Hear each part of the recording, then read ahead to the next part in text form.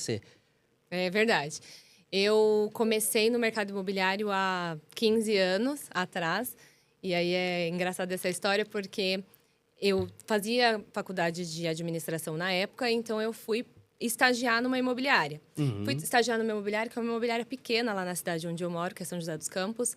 E imobiliária pequena a gente aprende um pouco de tudo, né? Então a gente anda com o cachorro do chefe a mostrar imóvel para os clientes. Então foi assim que eu iniciei, lá em 2010, isso. Trabalhava nessa imobiliária, aprendi várias coisas lá nessa imobiliária. E quando foi em 2012, saí dessa imobiliária, fui para um outro ramo e em 2015 iniciei no Grupo Casa. Entrei no Grupo Casa inicialmente como corretora de locação, passei um período de corretora de locação e depois fui para o administrativo do Grupo Casa. Então, fiquei uns 5 anos no administrativo, passei por várias áreas da imobiliária. E quando foi em 2019, surgiu uma oportunidade de assumir a diretoria de locação. Então, estou desde 2019 aí à frente da locação do Grupo Casa. É um desafio todos os dias, né? Mas basicamente aí foi assim que eu iniciei e é por isso que eu estou no mercado hoje. É muito legal, né? E é uma coisa que eu falo, Amanda. Até eu conversei com o Marcelo, que estava aqui a semana passada com a gente, né? Sobre o corretor de imóveis, ele tem que passar pela locação. Porque ali ele aprende o atendimento ao cliente, ele aprende a demonstrar o imóvel, ele aprende a ver a documentação imobiliária, ele aprende a fazer contratos e entender um contrato. Eu acho que deveria ser uma regra do Cresce, por exemplo. O cara vai fazer o estágio dele, ele deveria fazer o estágio dentro da parte de locação, para facilitar mais a vida dele. Para hora que ele partir para a área de venda, ele ter um pouco mais de aprofundamento. Porque não que a locação seja fácil, mas ela é menos trabalhosa do que uma venda. Pelo menos eu entendo assim. O que você acha? Então, eu concordo com você. Uma coisa que eu converso com os meus gerentes é sobre isso, para que eles não fiquem ofendidos, por exemplo, quando um corretor de locação quer ir para o setor de vendas. Uhum. Então, a gente sempre entende isso dentro da imobiliária. Parece que a gente é uma porta de entrada. E tá tudo certo, a gente treina realmente. Por quê?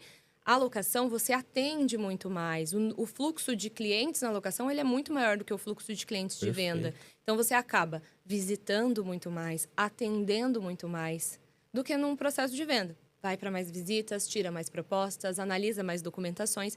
E isso é muito importante para o crescimento do corretor. Então, eu entendo também como uma porta de entrada dentro de qualquer imobiliária. Acredito que realmente alguns corretores, alguns vêm com essa cabeça. Eu quero entrar no processo de locação, eu quero aprender aqui na locação para depois ir para um processo de vendas. E tem gente que não quer sair da locação. Eu tenho muito corretor que é muito antigo na locação lá no Grupo Casa, justamente porque não quer sair da locação. Fica na locação, gosta, é dinâmico. A Uhum. locação é extremamente dinâmica, não tem um dia igual ao outro. Todos os dias são diferentes, todos os dias novos clientes. E eu acho que isso acaba encantando quem gosta desse dinamismo, né? Tem gente que gosta já de uma coisa mais tranquila. Quem gosta dessa agitação, a locação é sempre muito bem-vinda. Muito bem-vinda. E assim, Amanda, sabe uma coisa que eu vejo também? Às vezes o corretor ele tem a ilusão que na venda ele vai ganhar mais que trabalhando com locação. É, E verdade. dependendo da forma, como se ele se especializar na locação, ele acaba ganhando muito dinheiro. Porque você tem a locação residencial e você tem a locação comercial. Então você pega, por exemplo, uma cidade igual a São José dos Campos. Você pega um galpão comercial lá, quanto custa o aluguel de um galpão comercial?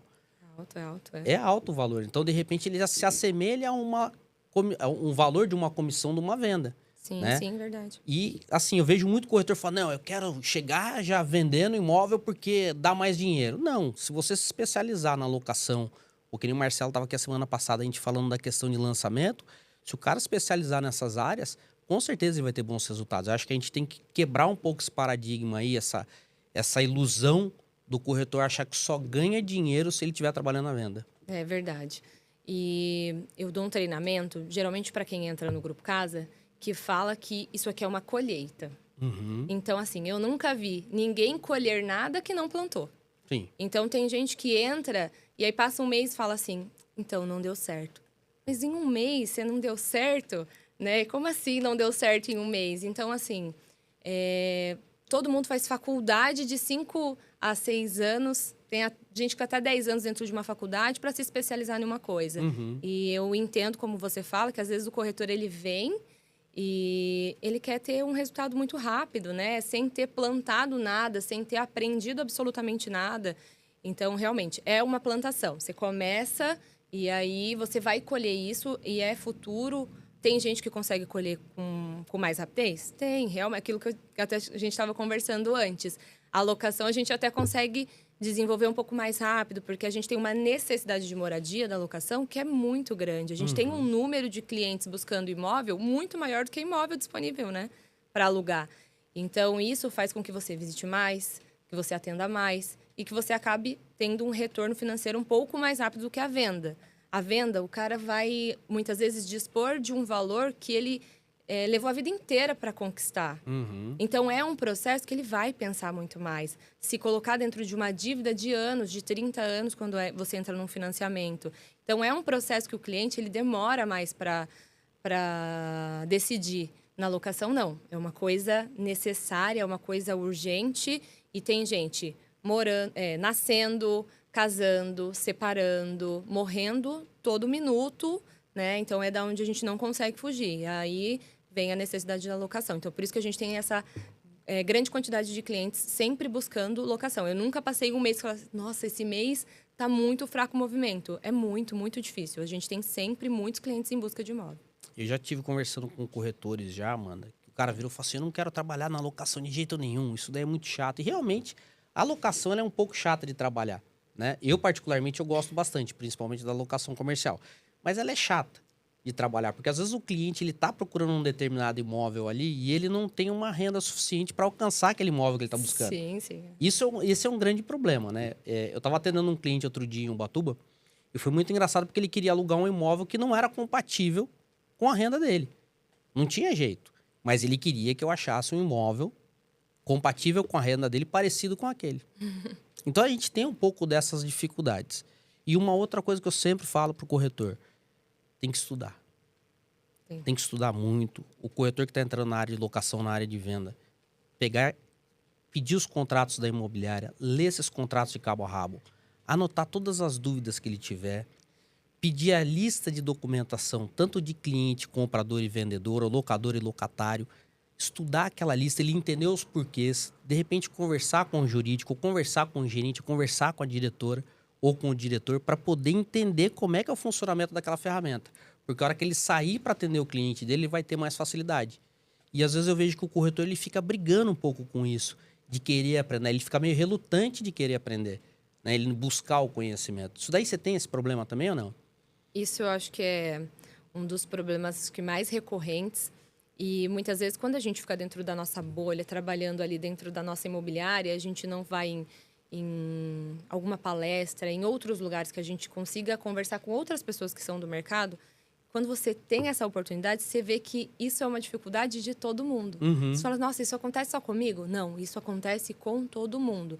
Então, o corretor, ele não entende que ele tem que vir aqui, ele tem que aprender sobre isso. E quando ele sabe o que ele está pedindo para o cliente, fica muito mais fácil dele pedir. Porque senão ele fica só sendo uma pessoa que... um checklist, né? Então, é isso, isso, isso. Mas por quê? E o cliente, ele vai te questionar. Tem cliente que não vai. Tem cliente que vai pegar aquela lista de documentação, vai te mandar. Mas tem cliente que vai te questionar. E quando ele te questionar? Exatamente. Você está preparado para ser questionado por um cliente? Então, muitas das vezes não está. Então, quando o cliente te questiona e você não sabe passar para ele o que ele está te pedindo, ele vai pegar a sua insegurança. Com certeza. E aí o cliente entendeu, opa, peraí, esse corretor não está tão preparado assim. Então, você acaba perdendo credibilidade com esse cliente, né? Então, assim, é importante você saber os motivos pelo qual você pede. Eu converso muito isso no administrativo também, porque como a gente precisa cercar várias coisas dentro do processo de locação, porque a locação realmente não é um processo fácil, é um processo que você precisa desenvolver a sua capacidade de pensar o tempo inteiro. Eu viabilizo o negócio, eu tenho que pensar o que é melhor para o locador, para o locatário e juridicamente como aquilo pode impactar o grupo casa, como aquilo pode impactar a imobiliária que eu trabalho. Então, imagina, você fica o tempo inteiro e isso faz a sua cabeça pensar muito. Então, é importante que o corretor saiba, o administrativo também saiba os motivos pelo qual eles pedem uma documentação. A gente não pede uma documentação só porque é uma lista de documentos. Não. Se a gente pede, aquilo tem um motivo, tem um porquê, igual você falou. Né? Tem um porquê de ser pedido. Entende aquilo. Cada cliente é um cliente, cada situação é uma situação. Esses tempos atrás, tinha uma menina administrativa, eu gosto muito dela porque ela é uma pessoa que sempre entra em embates comigo. Mas, Amanda, por que a gente não pode seguir a regra? Não é uma regra. Por que a regra não pode ser seguida para todos os clientes? Falei, porque cada cliente é cliente. Cada situação é uma situação. Cada imóvel é um imóvel. Então, eu não posso pegar uma única regra para todas as situações ou para todos os clientes, porque não cabe, né? Você vai ter imóvel comercial, por exemplo. Aí você tem imóvel residencial que tem particularidades que, por exemplo, no imóvel comercial, não. O imóvel comercial, ele, como a venda, ele é um processo que o cara vai pensar mais, né? Ele não vai tomar uma ação rápida, porque é aquilo, é um investimento que ele vai fazer. Ele vai ter que reformar esse imóvel. O que tem para fazer dentro desse imóvel? Aprova o que ele quer atuar lá dentro. Então, a gente sabe também que é uma locação que ela vai levar um pouco mais de tempo. Ela não é uma locação de necessidade imediata. Então, tem todas essas questões aí que a locação abrange, né? E é por isso que algumas pessoas falam, eu não quero trabalhar com locação. Não, traz para mim, então, porque eu adoro. Traz que eu adoro desvendar os mistérios aí da locação. Locação é muito gostoso, mas uma coisa que você falou, principalmente dando a locação comercial, que eu vivo dando dica para os corretores, vai alugar um imóvel, fica atento se a área que o cara quer trabalhar, se a área de atividade dele atende. Porque eu já vi corretor alugar imóvel para o cara e não atender a especificação do que ele precisava, segundo a prefeitura municipal, às vezes legislação. Outro dia, por exemplo, um terreno que tem em Ubatuba. Ele está do lado de um posto de gasolina. O corretor vendeu esse terreno para o cara montar um restaurante. Nossa. Do lado do posto de gasolina. Não vai aprovar. Não vai aprovar. Não vai aprovar. Não tem jeito. E na locação, às vezes, é a mesma coisa. O cara, às vezes, aluga um ponto comercial do lado de um posto de combustível, ele não vai conseguir aprovar um restaurante ali dentro.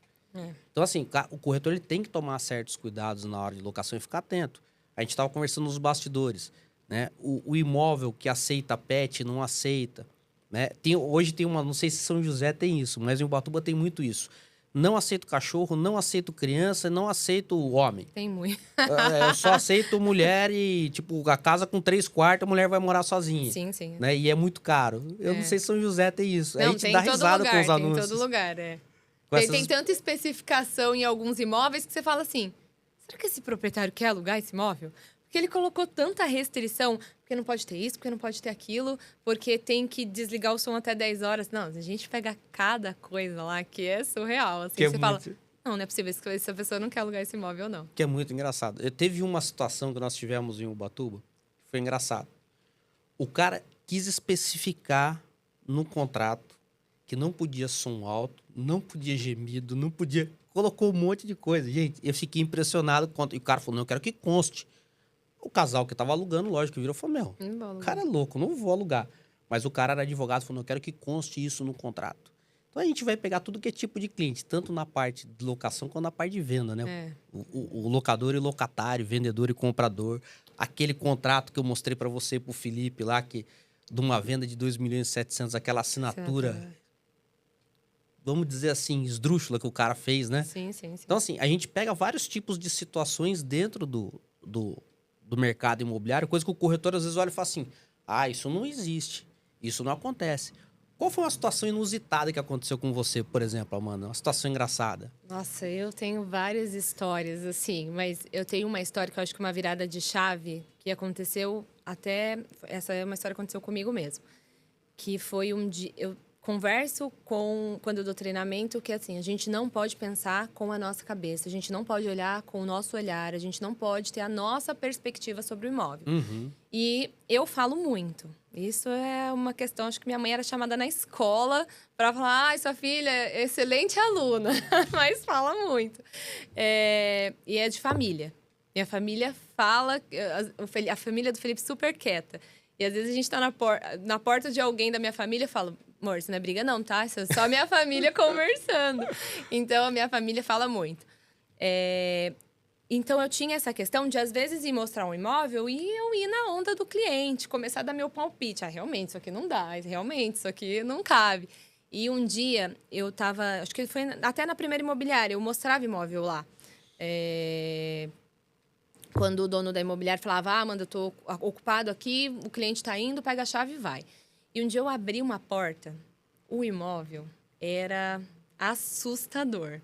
uma parede vermelha, o imóvel era assustador. Na hora que eu abri a porta, na minha cabeça, não falei, mas na minha cabeça eu falei, meu Deus, que horrível esse imóvel. O cliente, aí, abri a porta, o cliente atrás de mim entrou, perfeito. Isso mudou a minha cabeça num nível, porque foi uma virada de chave de que realmente é bom para quem? O que é bonito? Porque eu até falei com você antes, assim, o que é rápido para você? Uhum. Porque às vezes o corretor fala assim, Amanda, mas eu avisei o cliente que ele precisava me mandar documentação rápida. Mas você falou para ele quanto tempo? Porque o meu rápido é 1 hora. E o rápido do cliente pode ser 1 mês. O rápido do cliente pode ser 1 semana. Então, rápido para quem? Então, se você não determina isso muito bem com o cliente, eu preciso da documentação em 24 horas, eu preciso da documentação em 48 horas, você deixa isso no tempo do cliente, o cliente vai levar dentro do tempo dele, da forma como ele acha que é bom, né? Então, acho que essa é uma questão, assim, mudou a minha cabeça. Esse dia que eu abri o imóvel e o cara falou que o imóvel era perfeito e na minha cabeça o imóvel era... não tinha possibilidade de morar no imóvel. Então, assim, cara, é bom pra quem? Né? Você vai sempre pegar situações em que o corretor vai te trazer situações já, o cliente vai ficar com o imóvel.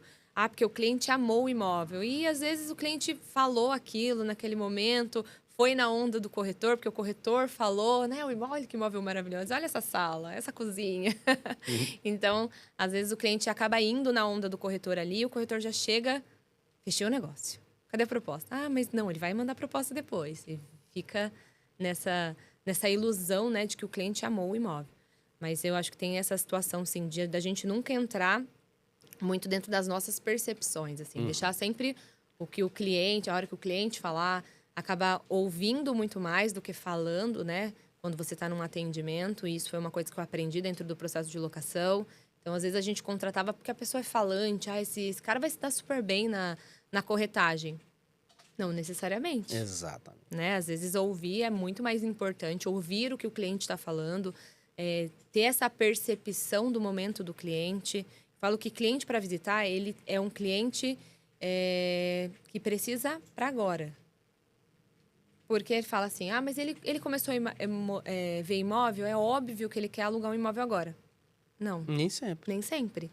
Então, às vezes, ele só está conhecendo a cidade, conhecendo o bairro, conhecendo os imóveis para poder ter uma escolha melhor. E a locação é muito rápida, né? Então, o imóvel que a gente visita hoje, semana que vem, muito provavelmente não vai estar mais disponível para trabalhar. Então, assim, às vezes a gente para de falar o óbvio para os clientes porque a gente acha que é óbvio, mas às vezes é óbvio só para a gente. Isso não é óbvio para o cliente. Então, o cliente, para visitar, o cliente, para levantar para visitar, é um cliente. Ele já perdeu um imóvel. Então, na primeira contato com o cliente, entender qual é o momento do cliente. Olha, estava assinando com outro imobiliário, o proprietário assinou o imóvel, alugou o imóvel. Cara, esse cara está na dor, ele está numa necessidade muito grande de mudar agora. O cliente precisa mudar urgente. Esse é um cliente para visitar, porque ele está numa necessidade, numa dor muito grande. Do que senão você vira um mostrador de imóvel, né? Verdade. E aí não fecha nada, acaba frustrando o corretor, porque ele está trabalhando. E eu acho que a pior sensação que o corretor tem é quando ele trabalha e ele não fecha. Não tem resultado. E ele não tem resultado. Então, ele tem aquela ilusão de que eu estou fazendo errado, isso aqui não é para mim. Então, muitas vezes, o trabalho, ele está só sendo feito na hora errada e da forma errada. Está levantando para atender clientes que não estão no momento de compra ou no momento de locação. Então, essa é a virada aí que o corretor precisa entender. O cliente para visitar, o cliente para atender é um cliente de necessidade mesmo. Isso mais na locação, né? A gente sabe que numa venda acaba acontecendo de forma diferente. Você vai visitar para você conhecer o cliente, né? Para que ele se abra mais, porque o investimento dele é muito maior. Então, você precisa conhecer para que ele te abra mais situações, te abra mais o orçamento dele. Mas na locação, não. Na locação tem que ter esse cuidado aí de visitar com o cliente que tem necessidade de moradia, necessidade de mudar urgente. Praticamente você falou duas coisas que eu acho básica dentro do ramo imobiliário, né? Que o corretor praticar a escuta ativa, que geralmente, às vezes, a maioria... Às vezes a gente não gosta de praticar essa escuta ativa, ouvir o que o cliente está buscando, o que ele está querendo, entender se aquilo está dentro da possibilidade dele, e aí separar os imóveis para mostrar para ele. E a comunicação clara e objetiva. O quê? O que você falou. Às vezes o que é óbvio pra gente não é óbvio para o cliente. Então tem que ficar bem atento quanto a isso daí. Comunicação clara e objetiva. Tem dúvida? Pergunta para o cliente. Ficou em dúvida? Informa o cliente. Isso eu acho muito legal. E uma outra situação, às vezes, principalmente os corretores estão começando agora. Às vezes o cliente pergunta uma coisa e o corretor responde qualquer coisa para dizer que ele não... Por exemplo, respondi, né? Eu não sabia, mas respondi. Não tem vergonha de chegar pro cara e falar assim, olha, tô começando no ramo agora, eu fiquei em dúvida, não peguei uma situação dessa ainda, eu vou buscar informação e vou te responder com segurança daqui a 10, 15, 20 minutos. E aí busca informação quem tem mais experiência. Isso eu acho muito interessante, o corretor ele ter essa abertura com o cliente, porque ele vai trazer confiança pro cliente. E o cliente aceita, né? E o cliente aceita. E o cliente fica mais tranquilo que ele fala, putz, o cara foi honesto comigo. Sim, sim. O cara não inventou uma historinha pra mim, não contou uma conversa fiada. Até porque eu já cansei de ver cliente plantar pergunta na cabeça do corretor pra ver se o cara realmente sabe o que ele tá falando. Claro. Fazer um teste. Fazer um teste. E já vi isso várias vezes, mano. Várias vezes. Você falou uma coisa engraçada da gente também não colocar o nosso ponto de vista diante dos imóveis, né? Vou contar uma situação que aconteceu comigo há muito tempo atrás. Atendendo um cliente, fui mostrar 4 imóveis para ele. E eu falei, olha, tem esse 5º apartamento que eu ia mostrar pro senhor, mas o piso desse apartamento é horrível. O cara acabou de reformar esse apartamento, ele colocou um piso horrível, piso feio. Beleza, mostrei os 4 apartamentos pro cara. O cara falou assim, vamos lá ver o apartamento do piso horrível. Eu falei, não, putz, não tá legal esse apartamento. Não, eu quero ir lá ver. Então tá bom, vamos lá ver. O cara abriu a porta, virou, amor, o piso é igual que nós colocamos lá em casa. Eu olhei pra sacada, pra varanda do apartamento, falei, vou me jogar daqui, era primeiro andar. Falei, o máximo que eu vou fazer é quebrar uma perna, eu vou ter mais problema ainda. Não dá nem pra se matar numa situação dessa de vergonha, né? E o cara comprou um apartamento com piso feio. É isso. E chegou no cartório, na hora de assinar a escritura, virou pro vendedor e falou assim, meu, você tem um péssimo gosto, hein, cara? Aí o vendedor falou, mas por quê? Você não gostou do meu apartamento? Ele falou, não, eu gostei, mas o corretor... Cara, aí ficou o vendedor e o comprador tirando sarro da minha cara junto com o cartorário. Eu não sabia onde me enfiar, porque eu falei, meu, a partir daquele dia eu falei, nunca mais expresso minha opinião. Claro. É bonito, é bonito. É lindo, é lindo. Sim, sim, sim. O Acabou. cliente... É É o gosto. cliente que dita, exatamente, gosto, é particular, né? É dele. Exatamente. É diferente quando você vai buscar imóvel para você. Sim. Eu tinha uma questão quando eu tava buscando imóvel para mim, que era justamente isso. Olha, é com piso. Ai, porque tomara que seja um piso cinza, sabe? Porque assim, cara, é diferente quando você tá buscando para você, né?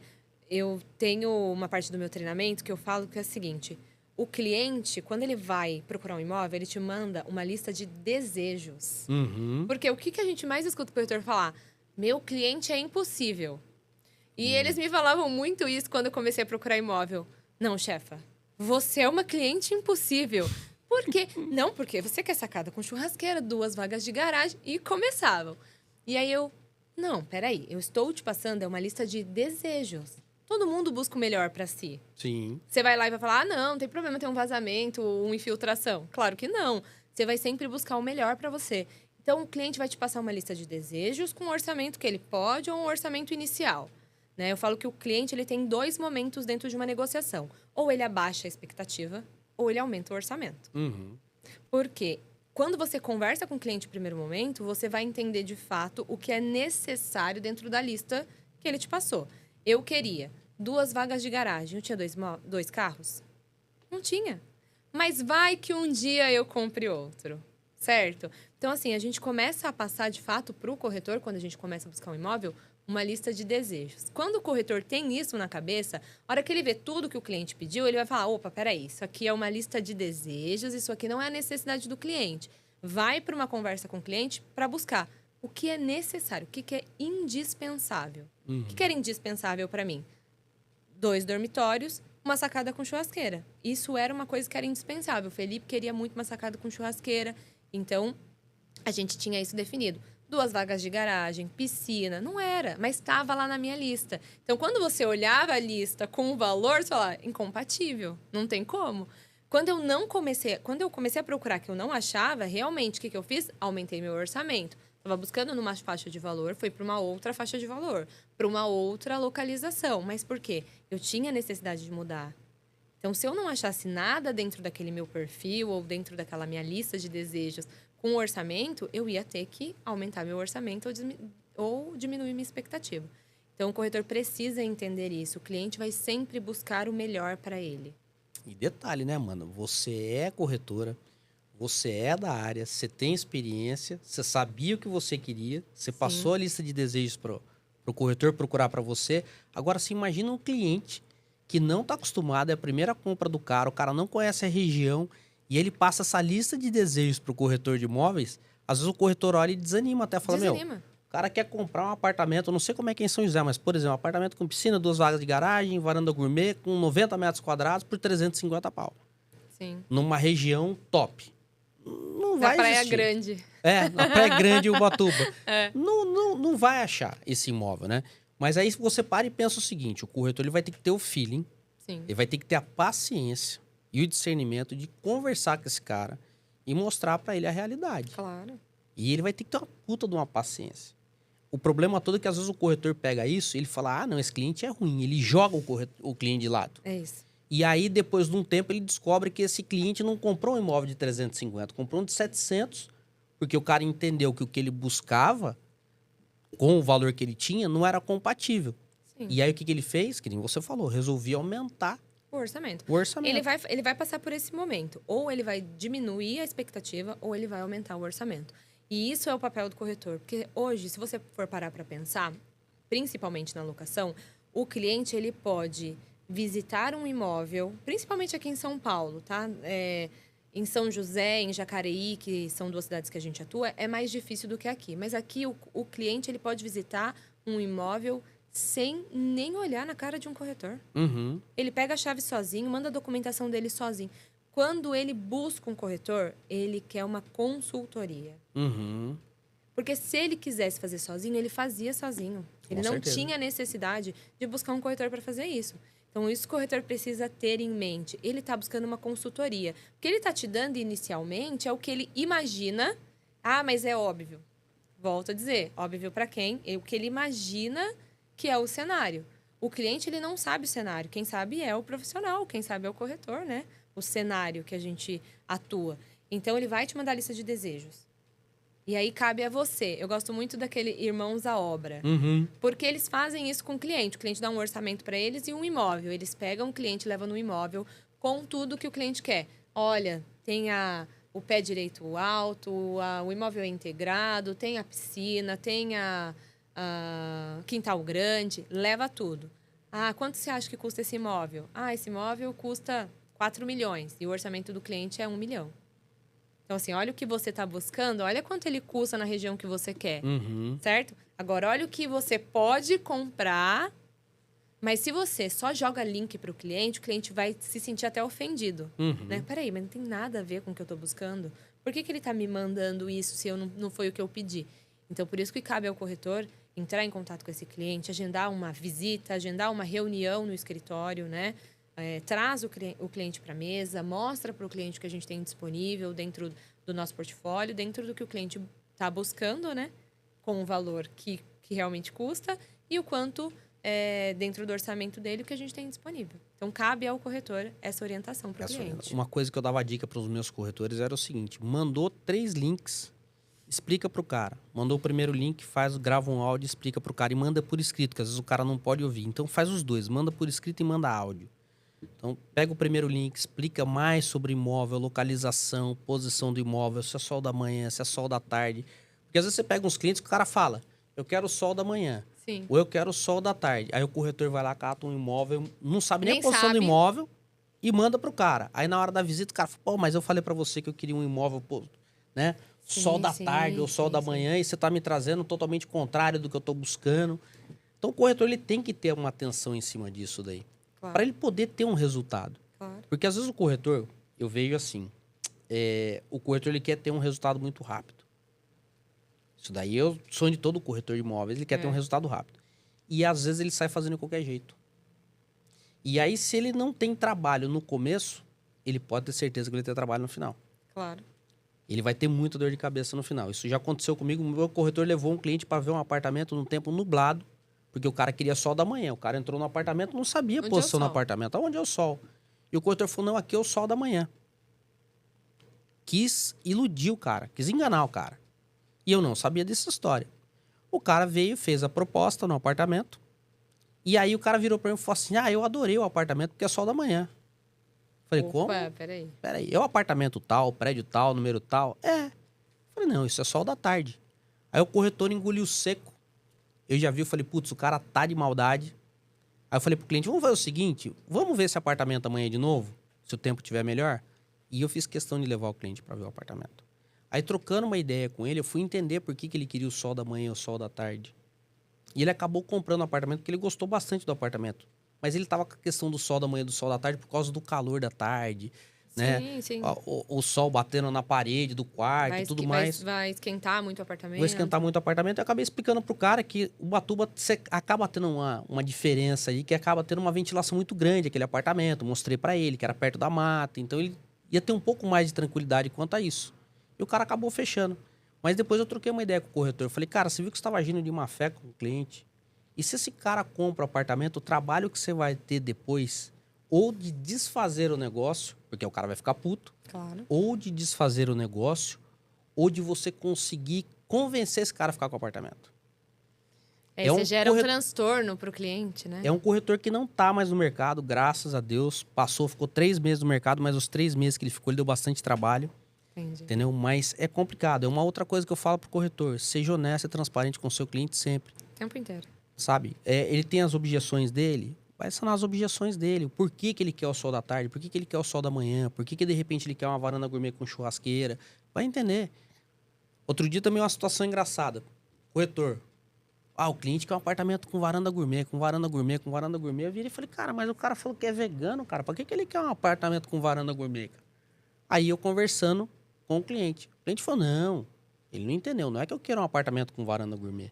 Se tiver com varanda gourmet dentro desse valor, é melhor, porque se amanhã ou depois eu quiser vender o apartamento, eu vou ter mais uma opção de venda. Sim. Né? Mais uma possibilidade de venda. Mas para mim, a varanda gourmet não serve para nada, porque eu sou vegano. Uhum. Aí nós conseguimos ajustar dentro do que o cara tava buscando. Entendeu? Mas olha só, às vezes... É porque vai pela lista de desejos do cliente, ao invés de entender de fato o que é importante para o cliente. Eu não atendo o cliente hoje, né? Muito difícil. Mas tinha uma cliente que ela tinha sido indicada por uma antiga corretora do escritório, que eu gosto muito. E ela falou, você atende, queria muito que você falasse com eles e tudo mais. E aí, na primeira reunião, agendei uma reunião de vídeo, atendi a cliente e perguntei o que é imprescindível. Ela, imprescindível é uma cozinha fechada. Opa, peraí. É um alerta, porque a maioria das pessoas quer ambiente aberto. Uhum. Por que essa cliente quer uma cozinha fechada? E eu tenho uma coisa comigo. A primeira coisa que o cliente fala é uma coisa que está muito latente na cabeça dele. Ela falou pra mim que era uma cozinha fechada. Foi uma das coisas, assim... Tinha 10 opções de imóvel. Virou 3. Uhum. Certo? Porque cozinha fechada, hoje em dia, em imóvel de alto padrão, é muito mais difícil. Então, virou 3 opções. E aí, na visita, ela abriu. Olha, a gente conversa muito, eu e meu marido conversa muito sobre os negócios e o giro que a gente tem. E a gente tem uma pessoa que trabalha com a gente, então a gente não gostaria que fosse um ambiente aberto onde as nossas conversas meio que vazassem. Uhum. Então, você entende que se não fosse uma cozinha fechada, você poderia levar várias opções de imóvel para ela, não ia atender, né? Mas aí você tem que, ouvir o que o cliente está te falando. Isso muito para documentação, que você estava falando sobre ser muito transparente com o cliente, eu falo muito com relação à documentação e processos, principalmente no setor de locação. Você vai lá e o corretor ele tem medo de passar todos os processos para o cliente. Então, ele pega a documentação do cliente, já joga para o gerente jogar para o administrativo. Peraí, parece uma batata quente. O cliente vira uma batata quente na mão do corretor, porque ele não passou todas as informações. Só que eu falo o seguinte, se o cliente for gritar, ele vai gritar agora ou ele vai gritar lá na frente. Uhum. Só que se ele gritar lá na frente, você já pegou toda a documentação, gerou expectativa no proprietário, trabalhou muito. Então, assim, tirou proposta, já passa todo o procedimento para o cliente. Se o cliente tiver que gritar ou se ele não gostar de qualquer processo, deixa ele gritar agora com você. Deixa ele falar agora para você, antes de você ter pegado a documentação, anexado no sistema, montado a pasta desse cliente, mandado para o administrativo conferiu. Olha o processo para cair lá na mão da menina do administrativo. Opa, peraí, foi comigo. O administrativo derrubou minha locação. Tem certeza? Uhum. Por que essa locação caiu? Aí você vai ver, o cliente não aceita X coisas. Que era uma coisa que o corretor poderia ter passado lá no começo, poupado todo mundo desse trabalho. Então, a clareza na comunicação para o cliente, ela é muito importante. O cliente, ele nem sempre tem razão, mas quando a gente não é claro com o cliente, ele acaba tendo. Então, eu pego o cliente quando ele já não tem mais ninguém que ele... Não, eu quero falar única e exclusivamente com alguém responsável pela locação. Eu vou tratar com o cliente não tem razão, mas a gente deixou de passar uma coisa. Aí, aquilo que a gente deixou dá razão para o cliente. Uhum. Então, assim, é a responsabilidade, né?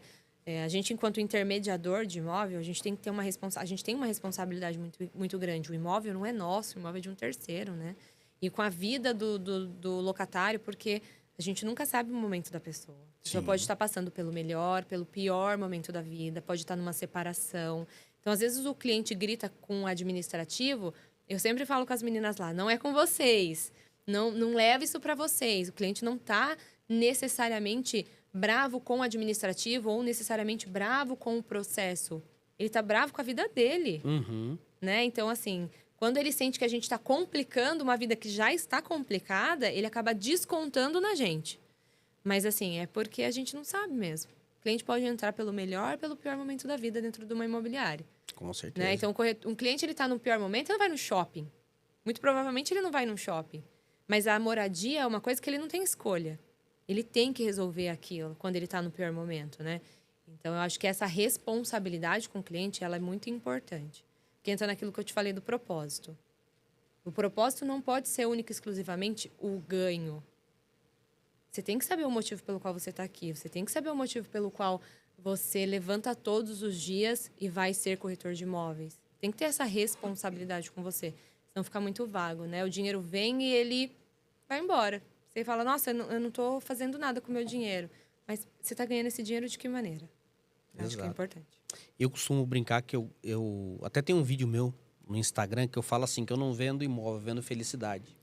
Que a coisa mais gostosa do mundo é você ver o cliente que fez uma alocação, ou que adquiriu um imóvel, ou o cara que vendeu um imóvel, vem para você e agradece por aquela negociação e fala assim, cada vez que eu chego no meu imóvel eu tô feliz, Satisfeito. eu chego lá, tô satisfeito, meu cachorro adorou, os meus filhos adoraram, né? Eu acho muito legal isso daí. Também acho. E eu me toquei disso daí porque uma vez eu tava atendendo um cliente e fiz uma venda para ele, e ele é libanês.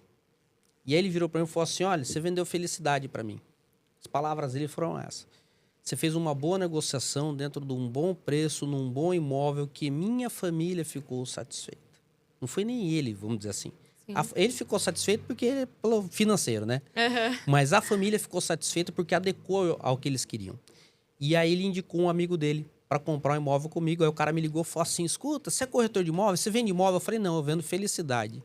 Aí o cara falou, porra, como assim você vende felicidade? Aí eu expliquei pra ele. Peguei isso pra mim agora, Peguei né? isso pra mim. Uhum. E a coisa mais gostosa do mundo. Então eu falo assim, até eu falo pros corretores, eu brinco, você vai fazer uma locação, uma venda? Faça com felicidade. Claro. Pro seu cliente ficar feliz e ele te indicar para outras pessoas. Não loque e não faça venda de dor de cabeça. Eu até conversei isso recentemente, que eu falo que o problema das imobiliárias é que são administradoras de imóveis. Uhum.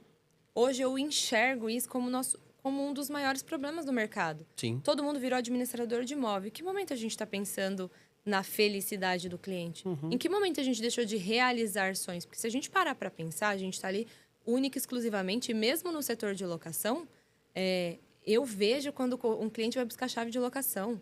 A alegria do cara de ir para um imóvel que, mesmo que alugado, sabe? É o lugar que ele vai constituir família ou tá vindo para a cidade por conta de estudar, de trabalhar. São José tem muito isso. Aqui em São Paulo tem muito isso. Muita gente que chega para vir trabalhar, para vir estudar.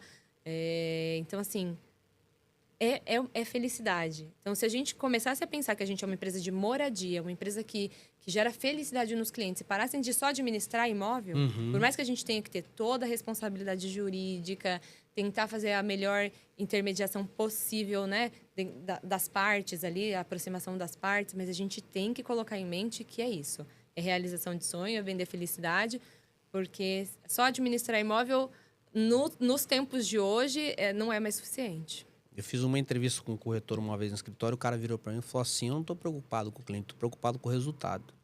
Preocupado com o meu bolso. Exatamente. Estou preocupado Nossa. com o resultado. Estou preocupado com a comissão. Eu quero trabalhar imóvel acima de 1 milhão, porque a comissão... Conclusão. Não peguei o cara e achei muito legal. Eu falei, ó, obrigado por ter sido honesto comigo. Claro. Ter falado a realidade para mim. Mas não é o perfil que nós trabalhamos aqui no nosso escritório. Entendeu? Porque, lógico, a gente vai atrás do resultado. Óbvio. Mas é principalmente a satisfação do cliente. É Satisfação do cliente em primeiro lugar. A gente não precisa fazer negócio com todo mundo. Eu ouvi uma vez o Thiago Concer falar isso, né? Uhum. A gente não tem que fazer negócio com todo cliente. E faz muito sentido, porque lucro, ele não é o quanto você ganha, é o tempo que você leva para ganhar, Uhum. certo? Então, eu vejo muito isso quando o corretor pega um cliente de alto padrão. A ilusão do cliente de valor alto. Não, porque... E aí, o corretor estende tapete vermelho para esse cliente. Atende o cliente de manhã, de tarde, de noite, fica disponível para o cliente o tempo inteiro. Leva 3 meses para fechar um negócio, se fecha, Uhum. né? Leva um tempão para fechar um negócio, porque tá pensando na comissão. E às vezes, se tivesse atendido todos os clientes ali, que passou dentro desse período, os demais clientes que ele não deu atenção, porque ele estava único e exclusivamente focado em um cliente só, ele teria tido mais lucro. Porque são negociações mais fáceis, de valor mais baixo, de residencial, que é aquilo que eu te falei, tirar pedido no residencial, né? Porque tem muito cliente buscando. Então, às vezes o cliente, ele aluga, nem é o que ele realmente queria, mas ele precisa muito daquilo. Então, lucro, eu falo isso nos meus treinamentos, lucro não é o valor que você ganha, é o tempo que você leva. Porque Perfeito. daí você começa a pensar, verdade, quanto tempo eu levei para ganhar essa comissão? Coloca isso durante os dias, para você ver se realmente compensou, né?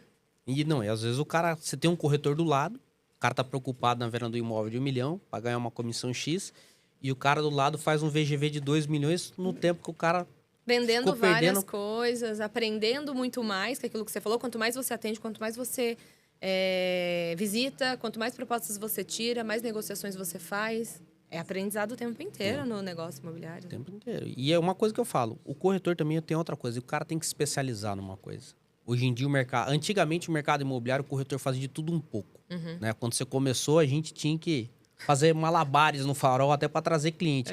A gente estava até nos bastidores conversando como é que tinha que ser o anúncio. Jornal, toda sexta-feira até meio-dia tem que mandar todos os anúncios para o jornal. Eu conto isso, todo mundo fala, Amanda, quantos... Eu tenho 33 anos, gente, mas eu tinha 18 anos quando comecei a trabalhar nessa imobiliária. Então, lá funcionava dessa forma. Esses dias eu parei para pensar, porque não tinha WhatsApp. Não. Né? Não tinha WhatsApp 2010. Como a gente mandava link? Não mandava link para o cliente. Muitas vezes o cliente visitava na confiança do corretor. Uhum. Porque ele falava assim, eu quero 3 dormitórios na região X. E antigamente eu tinha 10 opções de imóvel, hoje em dia eu não tenho mais. Mas tinha 10 opções. E o meu antigo chefe, né? Ele falava, não leva o cliente em 10. Porque a hora que o cliente entrar no quinto, ele não lembra do primeiro. E era uma coisa que eu levei para mim.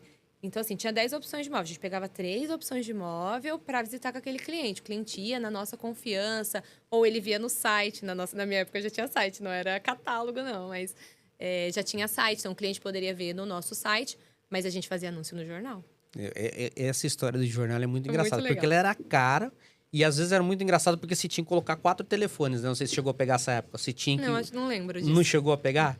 Eu peguei uma época que você tinha que colocar assim, você tinha que ter um telefone da TES, que era Claro hoje, um da Vivo, Entendi. da Telefônica, o da TIM, por exemplo, mais uma outra lá, da Oi, por exemplo. Então você tinha que ter 4 números de telefone, porque quando o cliente ia ligar, ele tinha que ligar de operadora para operadora.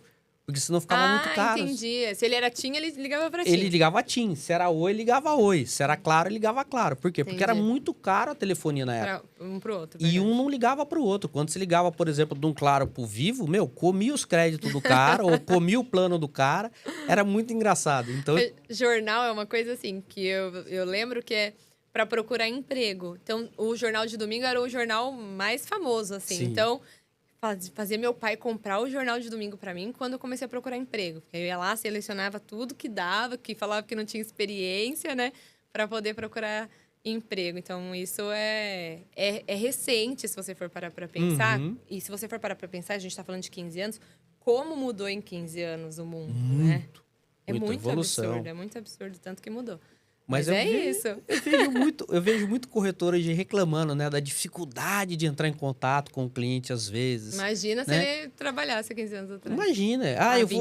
Eu não liguei para o cliente porque aí ele arruma uma desculpa lá, porque eu lembro que quando a gente ligava para o cliente, a gente pegava o telefone fixo, eu trabalhei, até deixar um beijão para a Epifânia aqui da Nova Galha, que eu trabalhei com ela na época, e aí era o maior barato, porque a gente tinha que ligado um telefone. Então, a gente ligava desse número de telefone. A gente usava esse telefone. O outro era proibido de usar. Então, a gente usava esse número de telefone ligando para os clientes. Detalhe, ela fala assim, ó, você tem 4 minutos para falar com o cliente. Você imagina, é cronometrado. Então, você catava o cronômetro do celularzinho antigo e tava lá. E você falando com o cliente. E você agilizando a conversa com o cliente. Porque senão a conta vinha muito alta. Então, ela tinha um plano, por exemplo, que era de 4 minutos. Então, cada ligação tinha que durar 4 minutos. Hoje eu vejo o corretor, ele tem o tempo, a vontade para falar com o cliente. Imagina bater mailing antigo. Impossível. Como que fazia listagem? Não que tinha. Os corretores ligam... Não fazia, não tinha, né? Era a gente impossível. Trabalhava em Ubatuba, teve na época, em 2004, mais ou menos 2006, às vezes a gente ficava 2 meses para receber uma ligação. Sim. Porque era só telefone, não tinha outro meio. Então você tinha que ficar fazendo plantão no escritório, você tinha que ficar lá dentro do escritório, esperando o cliente chegar. Essa imobiliária que eu trabalhei antes, ela era uma imobiliária que fazia um serviço diferente lá em São José. Ela atendia grandes empresas. Então, como São José é uma cidade que tem a Embraer, que tem a Johnson, que tem GM, então sempre teve muito diretor que vinha de fora. E essa empresa fazia um serviço que chamava Relocation lá na época. Então, ele pegava um diretor de uma empresa, fazia uma visita pela cidade, ele fazia todo um trabalho diferente mesmo. Então, ele fazia uma visita pela cidade com a pessoa, apresentava a cidade, não só mostrava o imóvel. Então, era um serviço completo que ele fazia. Mas, assim, fazia isso a cada 6 meses, né? Então, a locação, ela sempre foi bem movimentada lá em São José. São José é uma cidade muito de transição, assim. Hoje a gente atua, por exemplo, em Jacareí, e Jacareí tem uma migração muito grande de São José e de São Paulo também, porque é uma cidade que ainda é mais barato de morar, né? São José já está bem caro de morar. A valorização, por exemplo, de São José está até maior que a valorização de São Paulo, se você pegar São Paulo num todo, né? Então, a valorização dos imóveis de São José para alugar é bem alto. Então, tem essa migração bastante para Jacareí, que é colado em São José, né? Se você, dependendo de onde você morar, é quase um bairro de São José. E Jacareí está atendendo muitas expectativas de quem está querendo ir para o interior. De Jacareí, em Guarulhos, você leva menos tempo do que se você morar em São Paulo para Guarulhos. Você não pega trânsito nenhum e é fluxo. Então, a gente tem essa cidade aí de Jacareí, e Jacareí tem uma particularidade. Jacareí é grudado de São José. Aí tem questão de documentação, que a gente estava falando antes. Aqui em São Paulo, todo mundo tem um imóvel no nome. É como se fosse proibido não registrar imóvel aqui. Parece que tem até medo de perder o imóvel, né? Então, todo mundo registra o imóvel. É difícil você ter problema de documentação aqui. Em São José é meio a meio. São José é assim, tem os contratos de gaveta, tem os imóveis registrados, tem bairros, por exemplo, que é mais antigo, então ainda está em transcrição.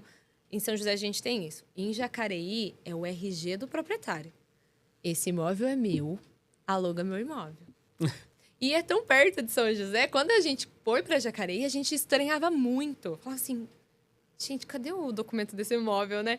Então, cadê o... E eles têm contrato de gaveta, realmente, assim, mas são proprietários, são donos de imóveis, assim, senhores de idade, que é assim, é no fio do bigode. No fio do bigode. É no fio do bigode. E eles se sentem até ofendidos quando você tem que chamar para uma conversa. Eu até brinco com a minha gerente de Jacareí. Chama ele, traz ele no escritório para tomar um café, para poder pedir a documentação de um proprietário lá. Mas, assim, é uma cidade que é extremamente próxima a São José e que é totalmente diferente. Tem uma cultura totalmente diferente da de São José. Engraçado. Taubaté era assim. São É. Luís é muito assim. Ah, São Luís é pequeno lá, né? Jacareí é grande de Jacareí território. é grande, perto de São Luís. Sim, É território de grande. Jacareí é super grande. Mas se tinha esse problema de documentação em Taubaté, se tinha esse problema de documentação em Pinda. É. Até hoje eu tenho um cliente meu em Pinda que eu comprei meu terreno, até hoje eu não passei a escritura. O cara tá lá no contrato. Entendeu? É muito engraçado. É. E Ubatuba também tinha muito isso. Graças a Deus melhorou bastante. É. Caraguatatuba também, Ilhabela. Ah, Trabalhei na Ilhabela ima- também, São Sebastião. Imagino que cidades de praia tem essa questão de documentação. E aí, quando fala essa questão de você falar de Jacareí, a gente vivenciou muito isso daí, até na hora da venda, que nem eu tava te falando, do corretor chegar no cartório com o carnê do IPTU e falar, tá em nome do cara aqui, ó. Precisa passar a escritura. Aí o cartorário virava e falou, meu, vai lá pegar a Tem matrícula. matrícula. Aí vinha com a matrícula, tava no nome do Zé e o IPTU tá no nome do João.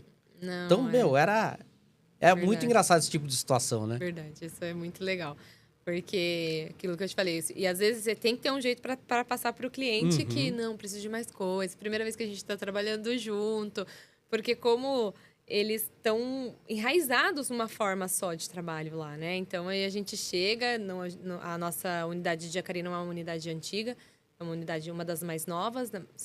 Depois só São Paulo, que é a mais nova. Então aí você tem que chegar com cuidado com o cliente, de fato, de mostrar para ele que a gente está numa primeira negociação com ele, então a gente precisa ainda ter essa questão da nossa confiança. Mas é uma das coisas que acontece muito. Imagino que cidade de praia também tem essas Acontece. questões, porque a gente também tem alguns imóveis em praia e o cliente já cadastra o imóvel falando, mas eu não tenho documentação, meu contrato é só de gaveta. Então a gente tem essas questões aí que eu acho que é bom. É a diversidade do mercado imobiliário, Com isso certeza. daí, né? A gente aprende muito, né? Aprende A muito, verdade. muito. É. Eu adoro o mercado imobiliário, de verdade. Sou apaixonado. Nascido e criado no mercado imobiliário. Primeiro contrato que eu fiz, uma máquina de escrever dessa daí, no meu aniversário de 10 anos de idade, que até hoje, se meu pai tivesse vivo, eu brincava com ele que eu tinha bronca dele, porque meu aniversário eu não passei curtindo o aniversário. Passei lendo matrícula e fazendo contrato. Entendi. Entendeu? Que meu pai virou e falou, não, você vai ser corretor de imóveis. Bicho, É. acho que era o único pai no mundo que queria que o filho fosse Mas corretor. você falou que ninguém sai da escola e vira corretor de imóveis. Ninguém, a não ser que é filho de dono de imobiliário, que realmente isso acontece. Mas, e às vezes eu acho que essa é a dificuldade da pessoa se aceitar corretor. Uhum. Porque ela é muito questionada dentro de casa. Eu sei porque eu fui questionada. Eu lembro quando eu entrei no Grupo Casa, meu pai falava assim pra mim: por que eu tô pagando pra você trabalhar? Porque eu falava, pai, me dá 50 reais pra pôr gasolina? Até começar a girar. Uhum. Hoje eu não sou mais questionada dessa época, né? Mas eu lembro esses questionamentos do meu pai quando eu pedia dinheiro pra ele. Então, eu ia com o carro dele, com o dinheiro dele, pra trabalhar naquela época. Então, o corretor, ele é muito questionado dentro de casa por marido, por esposa. Não é a primeira opção de vida da pessoa. Uhum. Então, você fez uma faculdade de outra coisa, ou você trabalhava em outra coisa. Então, aceitar que você é corretor de imóvel, eu falo que é uma questão de aceitar esse protagonismo do mercado, de ser corretor, de ter orgulho. Porque lá na imobiliária, a gente vê muita gente perdendo negócio, o vizinho entrando na imobiliária e fechando negócio com outro corretor. Putz, esse cara é meu vizinho. Uhum. Por que ele não tá fechando negócio com você? Ele sabe que você é corretor? Exato. Não sabe. Às vezes nem sabe. Então, assim, a gente precisa, primeiro de tudo, não ter vergonha de ser corretor. Eu falo isso. Eu tenho orgulho de trabalhar no mercado imobiliário. Eu não tenho vergonha nenhuma. É o meu ganha-pão, é de onde eu tiro o meu sustento. Então, as pessoas, a hora que os corretores se enxergarem dessa forma, aceitarem isso, divulgarem que são corretores, né? Eu acho que às vezes a gente paga porque há muito tempo atrás tinha muita gente que fez muita coisa errada dentro do mercado, e aí o mercado ficou, de certa forma, mal visto. Eu acho que uma coisa que o Marcelo falou na semana passada, que eu concordo muito, que é quando uma pessoa do mercado faz uma coisa errada, eu fico triste. Independente se é de outra imobiliária, o que é. Porque é o mercado imobiliário como um todo. A gente vai ser taxado por conta do erro de outra pessoa, né? Então, o corretor precisa, primeiro de tudo, ter orgulho de ser corretor. Com certeza. Porque o resultado que ele tiver aqui dentro, qualquer questionamento vai cair por terra. Se ele não tiver resultado, aí realmente, aí os questionamentos vão vir e não tem o que fazer. Mas o resultado, ele domina qualquer coisa, né? Com certeza. E uma coisa que eu falo também, Amanda, o cara quer vir ser corretor de imóveis, vai estudar o que você gostaria de trabalhar, se é lançamento, se é locação, se é venda. Sem dúvida. Vai buscar o conhecimento. Vai trabalhar numa imobiliária boa, numa imobiliária séria, Sim, vai ler a sabe? lei do inquilinato, por Vai ler a lei do exemplo, que inquilinato. rege a locação. Tem muita informação hoje gratuita no YouTube. Tem uns cursos legais aí que dá Tem. para o cara fazer, você entendeu? Tem low ticket, tem tudo. Então, assim, o cara hoje falar para mim que ele tá fazendo uma besteira por falta de conhecimento, desculpa a expressão que eu vou falar. O bicho é preguiçoso. É isso aí. É vagabundo, ele não quer aprender. É. A palavra certa é essa. Porque hoje você tem todas as informações. Eu vi numa época que a gente tinha que pegar o livrinho lá, catar, por exemplo, lá esqueci o nome do... Barça. Não era nem enciclopédia Barça, era do direito, por exemplo. Tá. Eu queria saber alguma coisa do direito. Acho que é vacum, sei lá como é que é o nome do negócio. Aí catava lá, ia procurar a lei do inquilinato, cara. Você tinha que ficar lendo. Aí o artigo tal, aí da lei tal, aí você ficava procurando, ficava lá, anotando no papel. Hoje você põe no chat GPT, você põe no Google, aparece tudo lá. E aí você tá com preguiça de ler, você vai lá e coloca assim, ouvir. Nossa, verdade. O negócio lê pra você. Então, assim, hoje, às vezes, eu vejo os corretores... Ah, mas eu não fiz tal coisa por conta disso. Aí eu sento do lado do cara e falo assim, entra aí no Google. Digita aí o que você falou pra mim. Tá com preguiça de ler? Coloca aí ouvir. Aí o corretor fica sem graça. Fala, cara, pega isso daí, leva pra tua casa. Você tem alguma dúvida? Pega lá, tira 10, 15 minutos por dia. Vai estudar um pouquinho sobre a lei do inquilinato. Sim. Vai estudar um pouquinho sobre a compra e venda de imóvel, sobre a matrícula, sobre transcrição. Sim. A diferença da matrícula da transcrição, quando que mudou, né? E aí, às vezes, o cara fica com a preguiça. Ah, não, eu quero chegar em casa, quero abrir uma cerveja, ligar o Netflix. Meu dia foi muito estressante, como se o nosso não tivesse sido também, Exato. né? Às vezes eles me mandam algumas perguntas, e o que... Tudo bem, às vezes a gente não sabe tudo, né? Não sabe. Dou um Google, printo o Google e mando. Tipo assim, gente, essa informação está disponível no Google. Por exemplo, transcrição. O que é transcrição? O que é transcrição? Está disponível no Google, né? Então, eu acho que tem um pouco disso, sim. E está muito relacionado a não se enxergar dentro da profissão. Tá? Aí então, entra na questão do autoconhecimento também, né? Que a gente estava conversando um pouco antes aqui, que o cara fica... Ele entra, às vezes, numa vibe, ele entra... Eu brinco assim, que às vezes o corretor entra emocionado no mercado. Ele acha que ele vai entrar com um mês, ele tirou o Cresce dele, vai vender uma casa de 5 milhões e vai ficar rico. Porque os outros corretores não sabem trabalhar, porque eu sou do mercado de venda, eu vendi a carne no açougue e agora eu virei corretor de imóveis, eu sei atender o cliente, eu vou vender a casa de 5 milhões, ganhar 300 mil de comissão e não preciso mais trabalhar esse ano. Aquilo que você falou de, tá vendo no YouTube um corretor lá, blogueiro, contando uma história... Exato. Né? Mas está muito relacionado, sim, à parte emocional. Até comentei com você que hoje eu faço terapia. Beijo pro Dan, meu terapeuta maravilhoso. E muda muito a cabeça da gente. Sobre a questão de escutar. Sobre a questão... Eu tinha uma questão de puxar todas as responsabilidades para mim. Porque só eu sei fazer, eu vou fazer melhor que todo mundo. Então, assim, por quê? Cara, isso é uma coisa que veio lá de trás. Hoje eu converso com os meus gerentes, a gente tem reuniões individuais. A gente tem uma reunião mensal e depois uma reunião individual com cada um deles.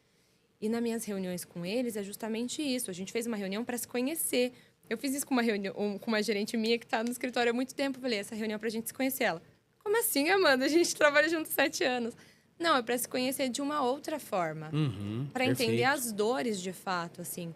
Porque, às vezes, a pessoa não está produzindo, não está relacionado só à preguiça, não está relacionado só à falta de conhecimento. Às vezes, está acontecendo alguma coisa dentro da casa daquela pessoa que a gente não sabe, né? Tem ideia, né? Não faz ideia dentro da cabeça daquela pessoa. Então, quantas vezes a gente já... Eu já passei por um momento, foi, eu acho que, uma das conversas mais difíceis que eu tive dentro do escritório com uma pessoa que falou para mim que estava querendo tirar a vida. Já tive casos. Então, assim, é super delicado. Num primeiro momento, assim, eu só pedi discernimento de Deus. Assim, Deus, me ajuda, me orienta no que falar. Porque você tem uma pessoa na sua frente falando pra você que quer tirar a própria vida. Acho que foi a experiência, assim, mais difícil que eu tive dentro do Grupo Casa. Eu tive várias experiências de cliente, de problemas, de doença, de tudo que você imaginar. Mas esse dia que essa pessoa falou pra mim que queria tirar a própria vida...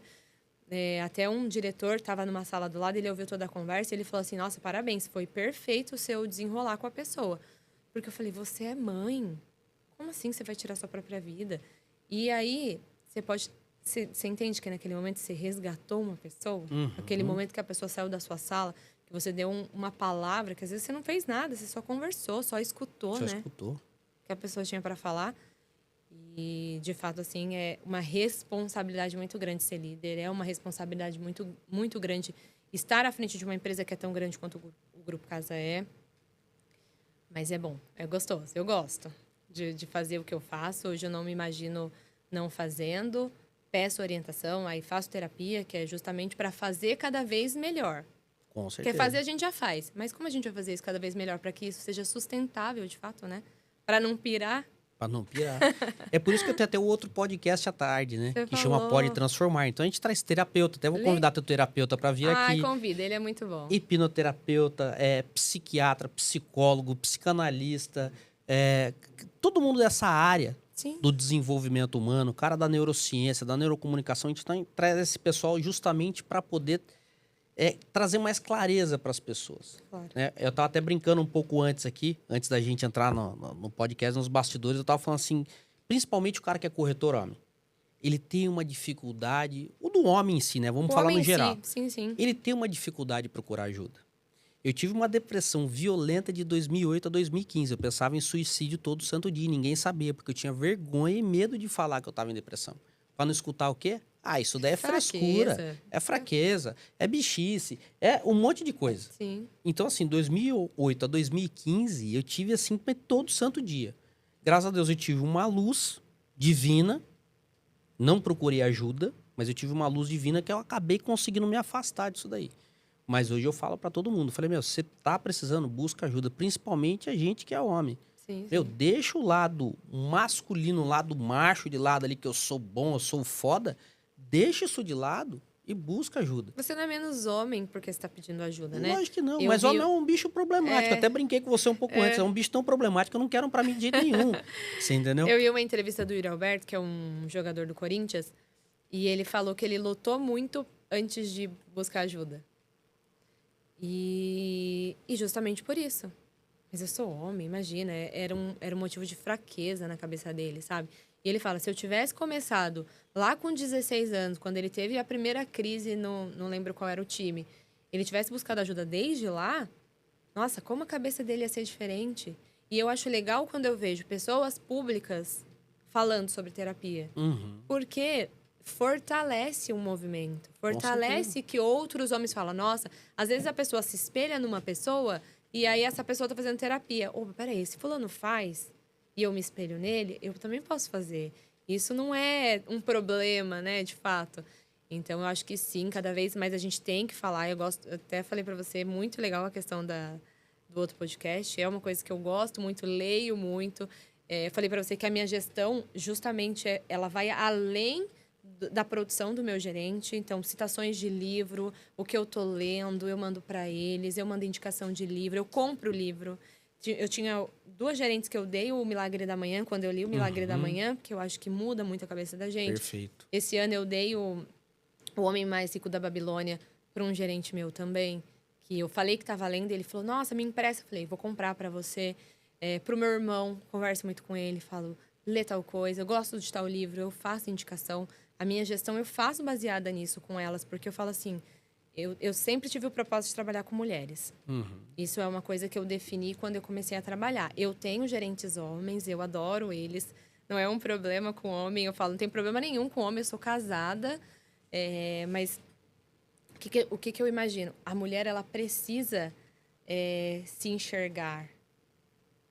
Ela tem que estar dentro de uma relação porque ela quer e não porque ela precisa. Né? Então, assim, Perfeito. De fortalecer, de fato, elas. Então, a gente conversa nas nossas reuniões individuais, eu faço as citações de livro, faço as indicações de livro, geralmente sobre autoconhecimento, sobre autorresponsabilidade, eu converso muito. Se a gente ficar transferindo a responsabilidade, a culpa nunca é nossa.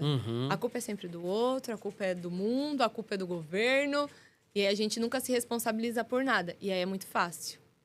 Porque se a gente não tiver resultado, tudo bem. Mas é isso que você quer?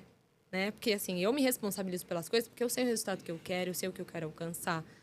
Então, eu converso muito isso. Por isso que eu falo, minha gestão ela vai além do mercado imobiliário. Você tem a gestão de vendas e a gestão Sim. emocional Sim. dos seus colaboradores ali. Isso é Eu muito importante. Converso muito com elas, eu acho muito importante. Principalmente a mulher que é extremamente sobrecarregada. E a maioria são mães, muitas mães solteiras, né? Acaba levando filho, casa, trabalho, marido, as contas e tudo.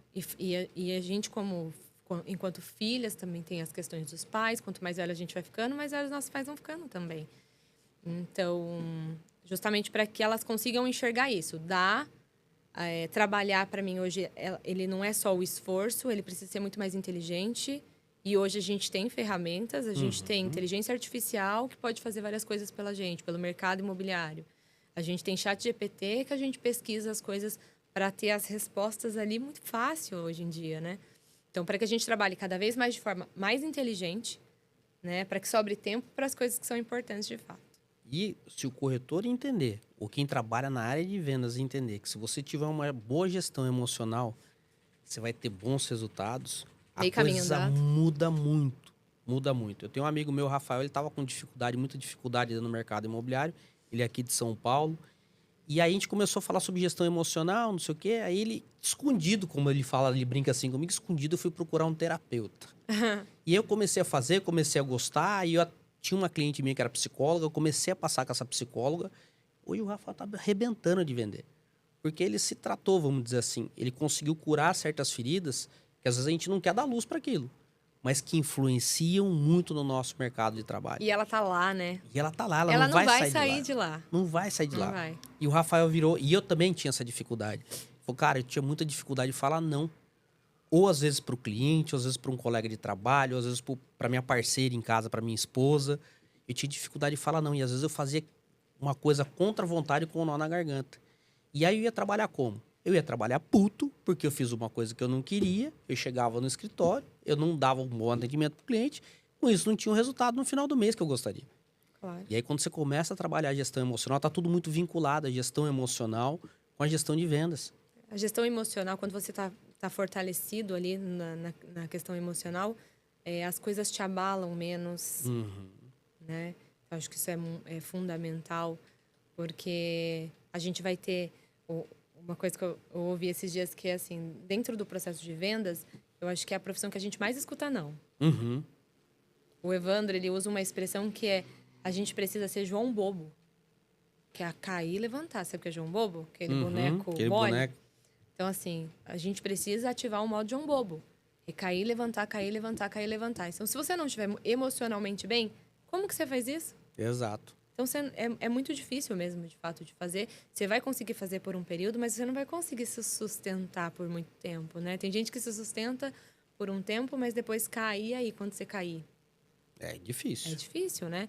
Você falou uma questão que, assim, de falar não. Eu vejo que tem o corretor, o gerente, tem muita dificuldade de falar não para o cliente. Mas aí, se você não fala não para o cliente, deixa o cliente fazer o que quer dentro da negociação... igual eu te falei do médico. Você não chega no médico e fala, eu tô com dor de cabeça, eu vou tomar dipirona. Você chega no médico com dor de cabeça para saber o que o médico tem para te dizer. Com certeza. E não o contrário. Então, às vezes, a gente precisa, de fato, educar o cliente. Falar não para o cliente, muitas vezes, é falar para ele assim, não, peraí, isso aqui tem limite. Não vai ser da forma como você quer. E eu já peguei episódios de você falar não para o cliente respeitar.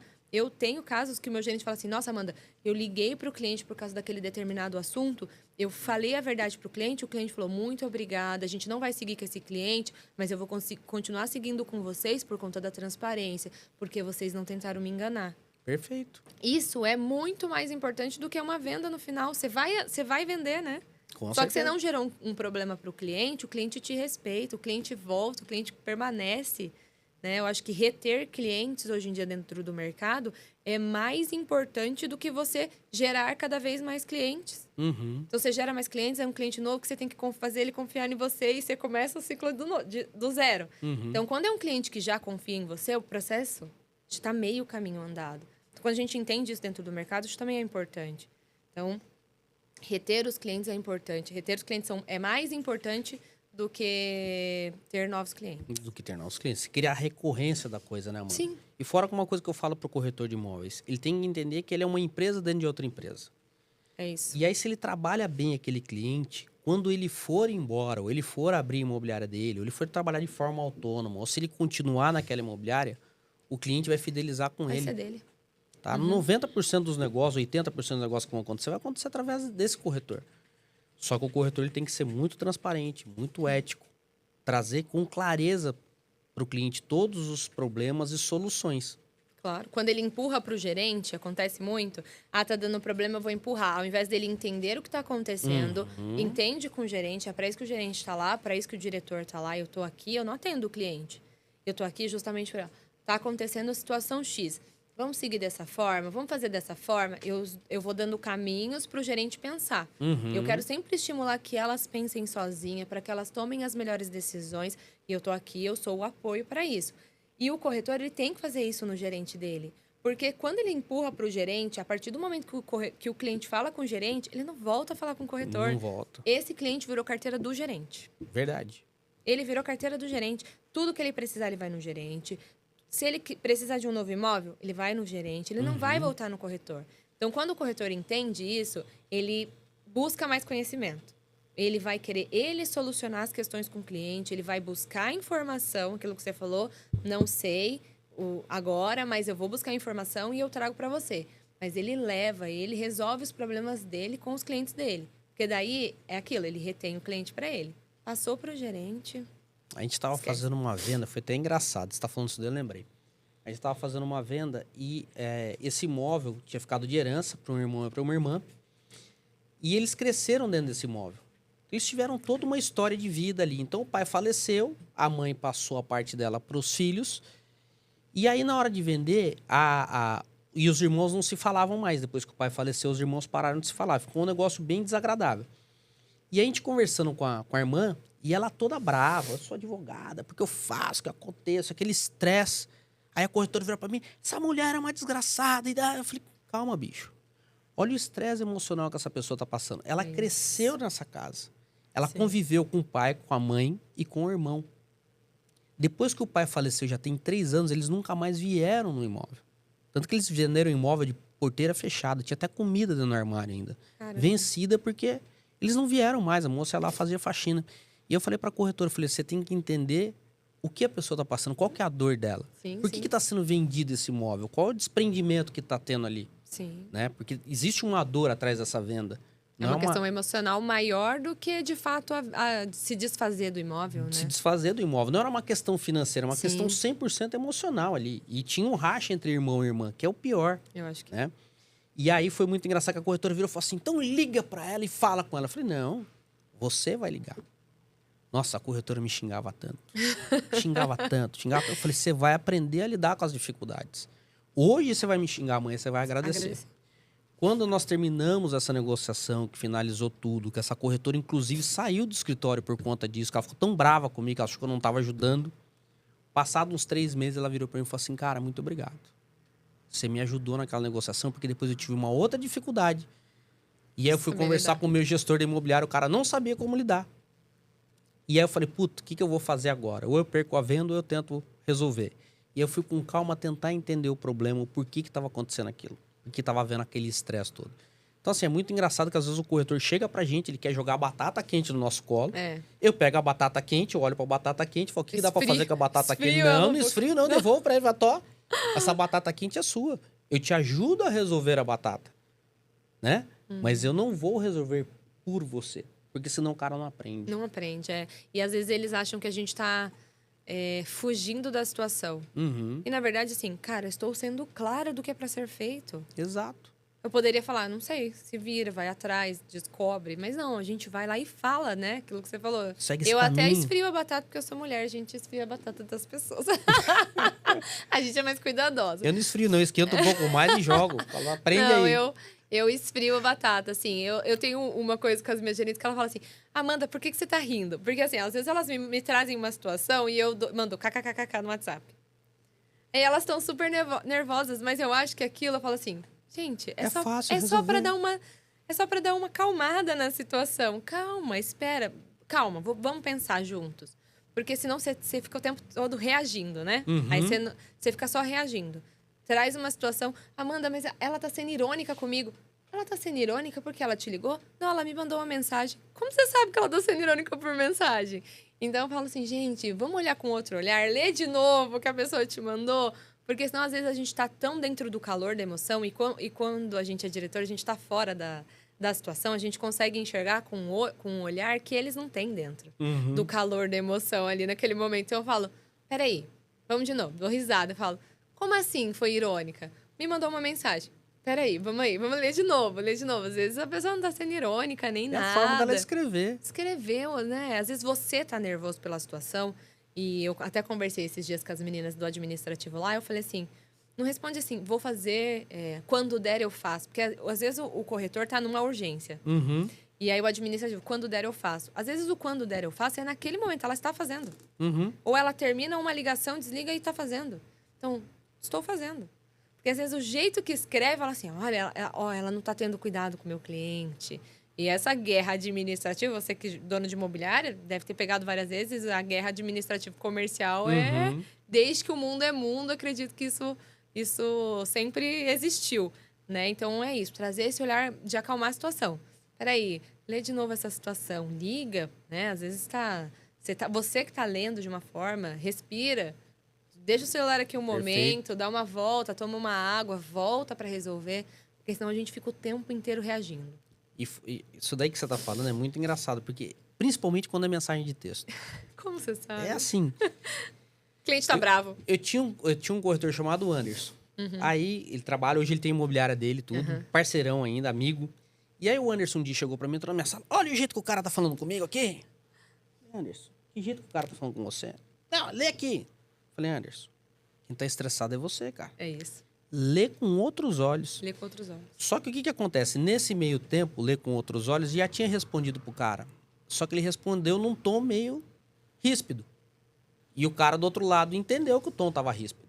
E o cara devolveu pra ele. Eu falei, ó, vocês estão entrando no embate, liga pra ele que é melhor, resolve. Mas liga rindo. Ô, fulano, desculpa, olha, a forma como eu respondi aí foi meio grosseira, não sei o quê, mas não era isso que eu queria falar, não. Olha, interpretação. E uma outra situação muito engraçada. Entrou um corretor na minha sala.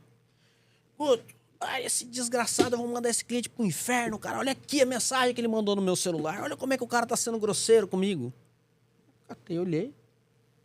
Falei, é pra ouvir o áudio? Ele falou, ouve o áudio aí. Eu falei, eu posso colocar no vezes 1? Nossa, faz muita diferença. Aí ele virou e falou assim, tá no vezes 2? Eu falei, tá. É que minha mulher fala meio devagar, então eu coloco no vezes 2 pra ouvir minha mulher, às vezes eu esqueço. Falei, cara, vamos ver o que o cliente falou. Aí o cliente tava falando calmo e tranquilo. Só que como ele colocou vezes 2, parecia que o cara tava puto. Gritando. Você escutava no vezes 1, tava legal a conversa. No vezes 2, parecia que o cara tava puto. Então, às vezes, a gente tem que se atentar a alguns detalhes que parecem bestas, mas que fazem toda a diferença. Quem trabalha comigo, eu falo sempre, por favor, não me escuta no 1.5. Eu sou extremamente acelerada. Se você me ouvir no 1.5, eu tô gritando. Eu estou muito brava. Então, assim, me põe no 1 pra me ouvir, porque daí você vai ver que eu tô falando assim, ó. Às vezes eu estou falando mais sério, gente, não é assim. Você quer você escutar no... Gente, não é assim. Parece muito que você tá brigando com a pessoa, né? Então, eu sempre falo, gente, por favor, me escuta no 1 só. Não escuta no 1.5, senão vou estar gritando com vocês. Mas tem muito isso, é interpretação.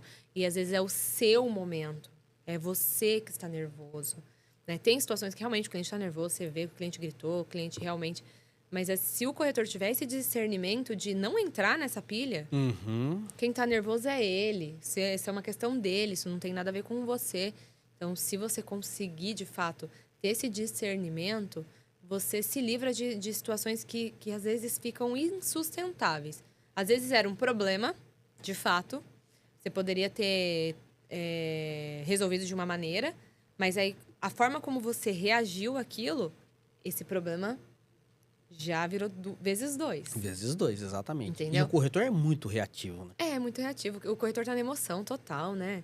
O corretor, aquilo que eu te falei antes, o corretor ele vem pra gente assim, ai, mas é porque fulano morreu e Beltrano tá assando. Como que ele sabe tudo? Ele tá na dor do cliente. Ele foi na visita.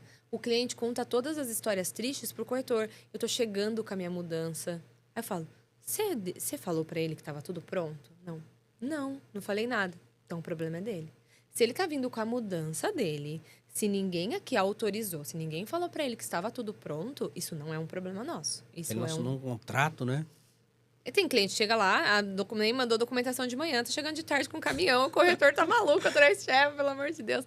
Então, assim, se não foi a gente que autorizou, se a gente não deu essa orientação, e aí eu falo pro corretor, você não falou para vir, você tem certeza, né? Não deu ok pro cliente, não, ele tá chegando com a mudança. Aí não tem o que fazer. Ah, mas ele vai querer que a gente pague o caminhão. O cliente pode querer o que ele quiser, né? Desde que a gente não tenha realmente causado nenhum problema para o cliente, né? As decisões dele, os atos, ele tem que se responsabilizar pelos atos dele. Se isso não foi causado, motivado pelo corretor, pelo gerente, isso não é um problema, isso não é uma preocupação para mim. A preocupação maior é se foi a gente que deu ok para ele vir, né? Sem que as coisas estejam certas ainda. Mas é isso, é cada história que... Se a gente for falar, Não, precisa de 20 horas de podcast. 20 horas de podcast pra gente contar tudo que acontece. Mas eu acho que justamente isso, o corretor que se enxerga corretor de fato, corretor que abraça isso, que fala, é isso que eu quero. Não foi minha primeira opção, não foi a minha primeira escolha, mas agora é a minha escolha de agora. E por mais que você não seja corretor, mas esteja corretor, né? Porque a partir do momento que você está no mercado imobiliário, pode ser que não seja a sua última carreira e tá tudo certo. Mas o momento que você estiver aqui dentro, faz o melhor. Veste a camisa. Veste a camisa, faz seu melhor. Pode ser uma escola, aquilo que você falou. Eu não vejo problema nenhum a pessoa sair porque vai abrir uma imobiliária própria. Tá ótimo, tá tudo certo. A gente está aqui para ensinar, porque enquanto ela estiver aqui dentro, que ela seja o melhor corretor para os nossos clientes, porque é o nome da empresa em jogo, né? Porque tem empresa que fala, não vou treinar porque senão o cara vai sair. Pior ele destreinado aqui dentro. Perfeito. Pior ele fazendo uma cagada atrás da outra aqui dentro. Então, assim, treina sim, treina o corretor, passa o que você tiver de experiência para ele. Eu gosto muito dessa questão dos treinamentos. A gente tem alguns treinamentos no escritório, faz muita diferença. Eu gosto dessa conversa individual. Hoje eu faço com gerentes, mas eu aconselho os gerentes a fazer com o corretor. Chama para feedback. Essa semana eu atendi uma coordenadora. Eu trabalho num formato diferente nas unidades agora. É um gerente e um coordenador. Porque como o coordenador ele é do gerente, eles se ajudam. Quando eu tinha 2 gerentes dentro da mesma unidade, eles competiam. E a gente já compete. Por exemplo, tenho 5 unidades em São José. Já é uma competição eterna dentro da mesma cidade, 5 unidades.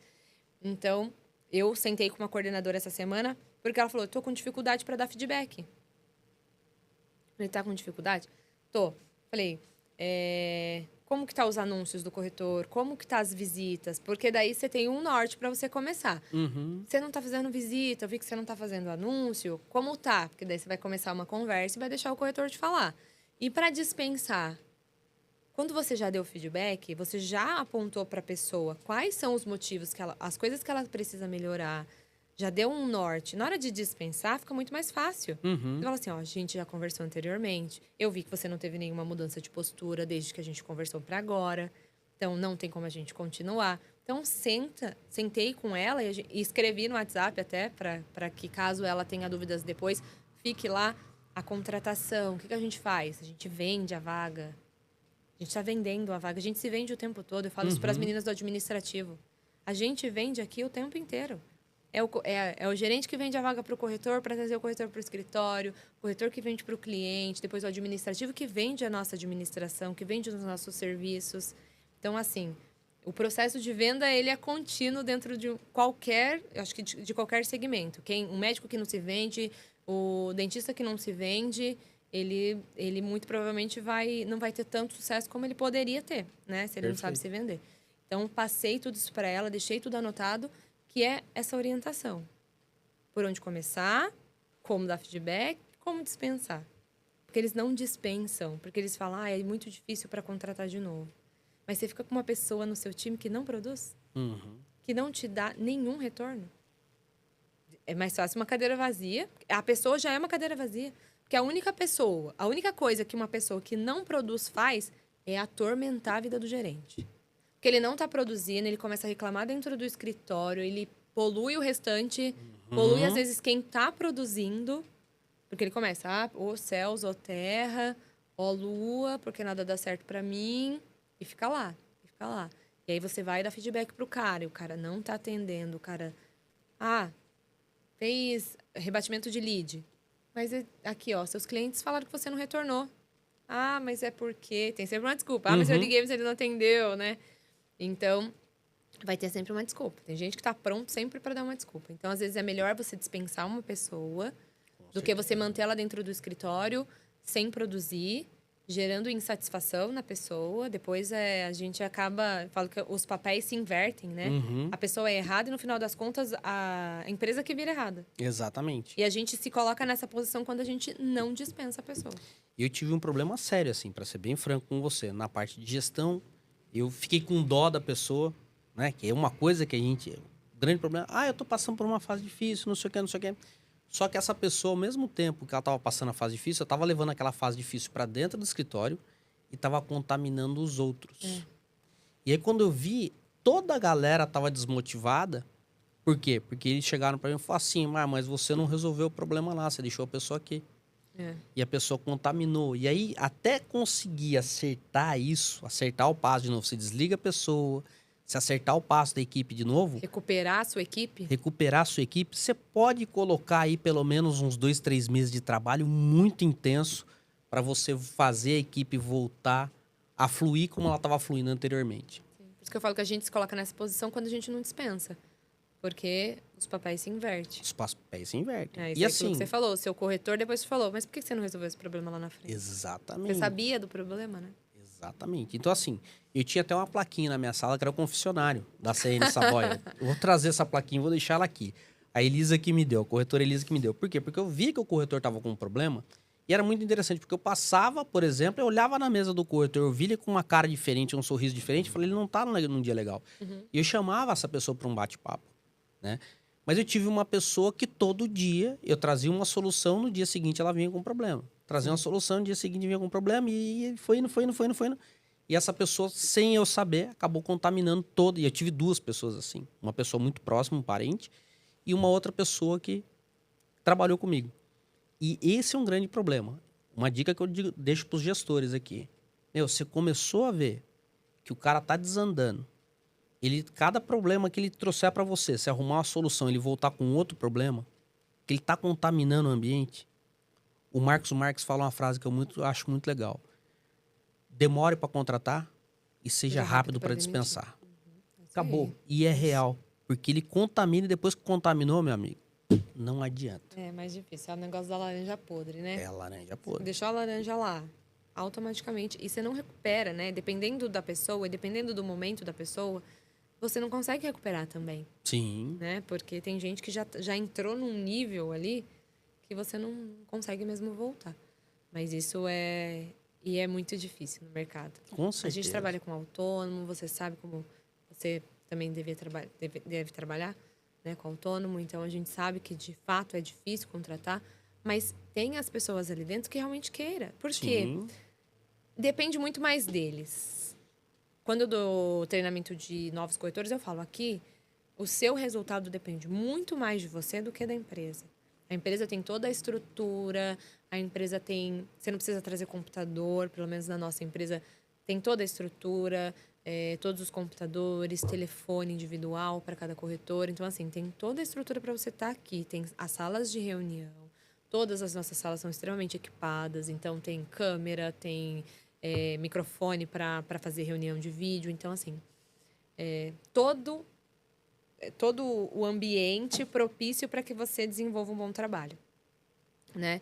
Então, depende muito de você ir atrás, conhecer sobre o que você está trabalhando, saber que você vai ter um tempo de plantio primeiro, para depois você colher o que você está plantando. Então, o que você está plantando? Exato.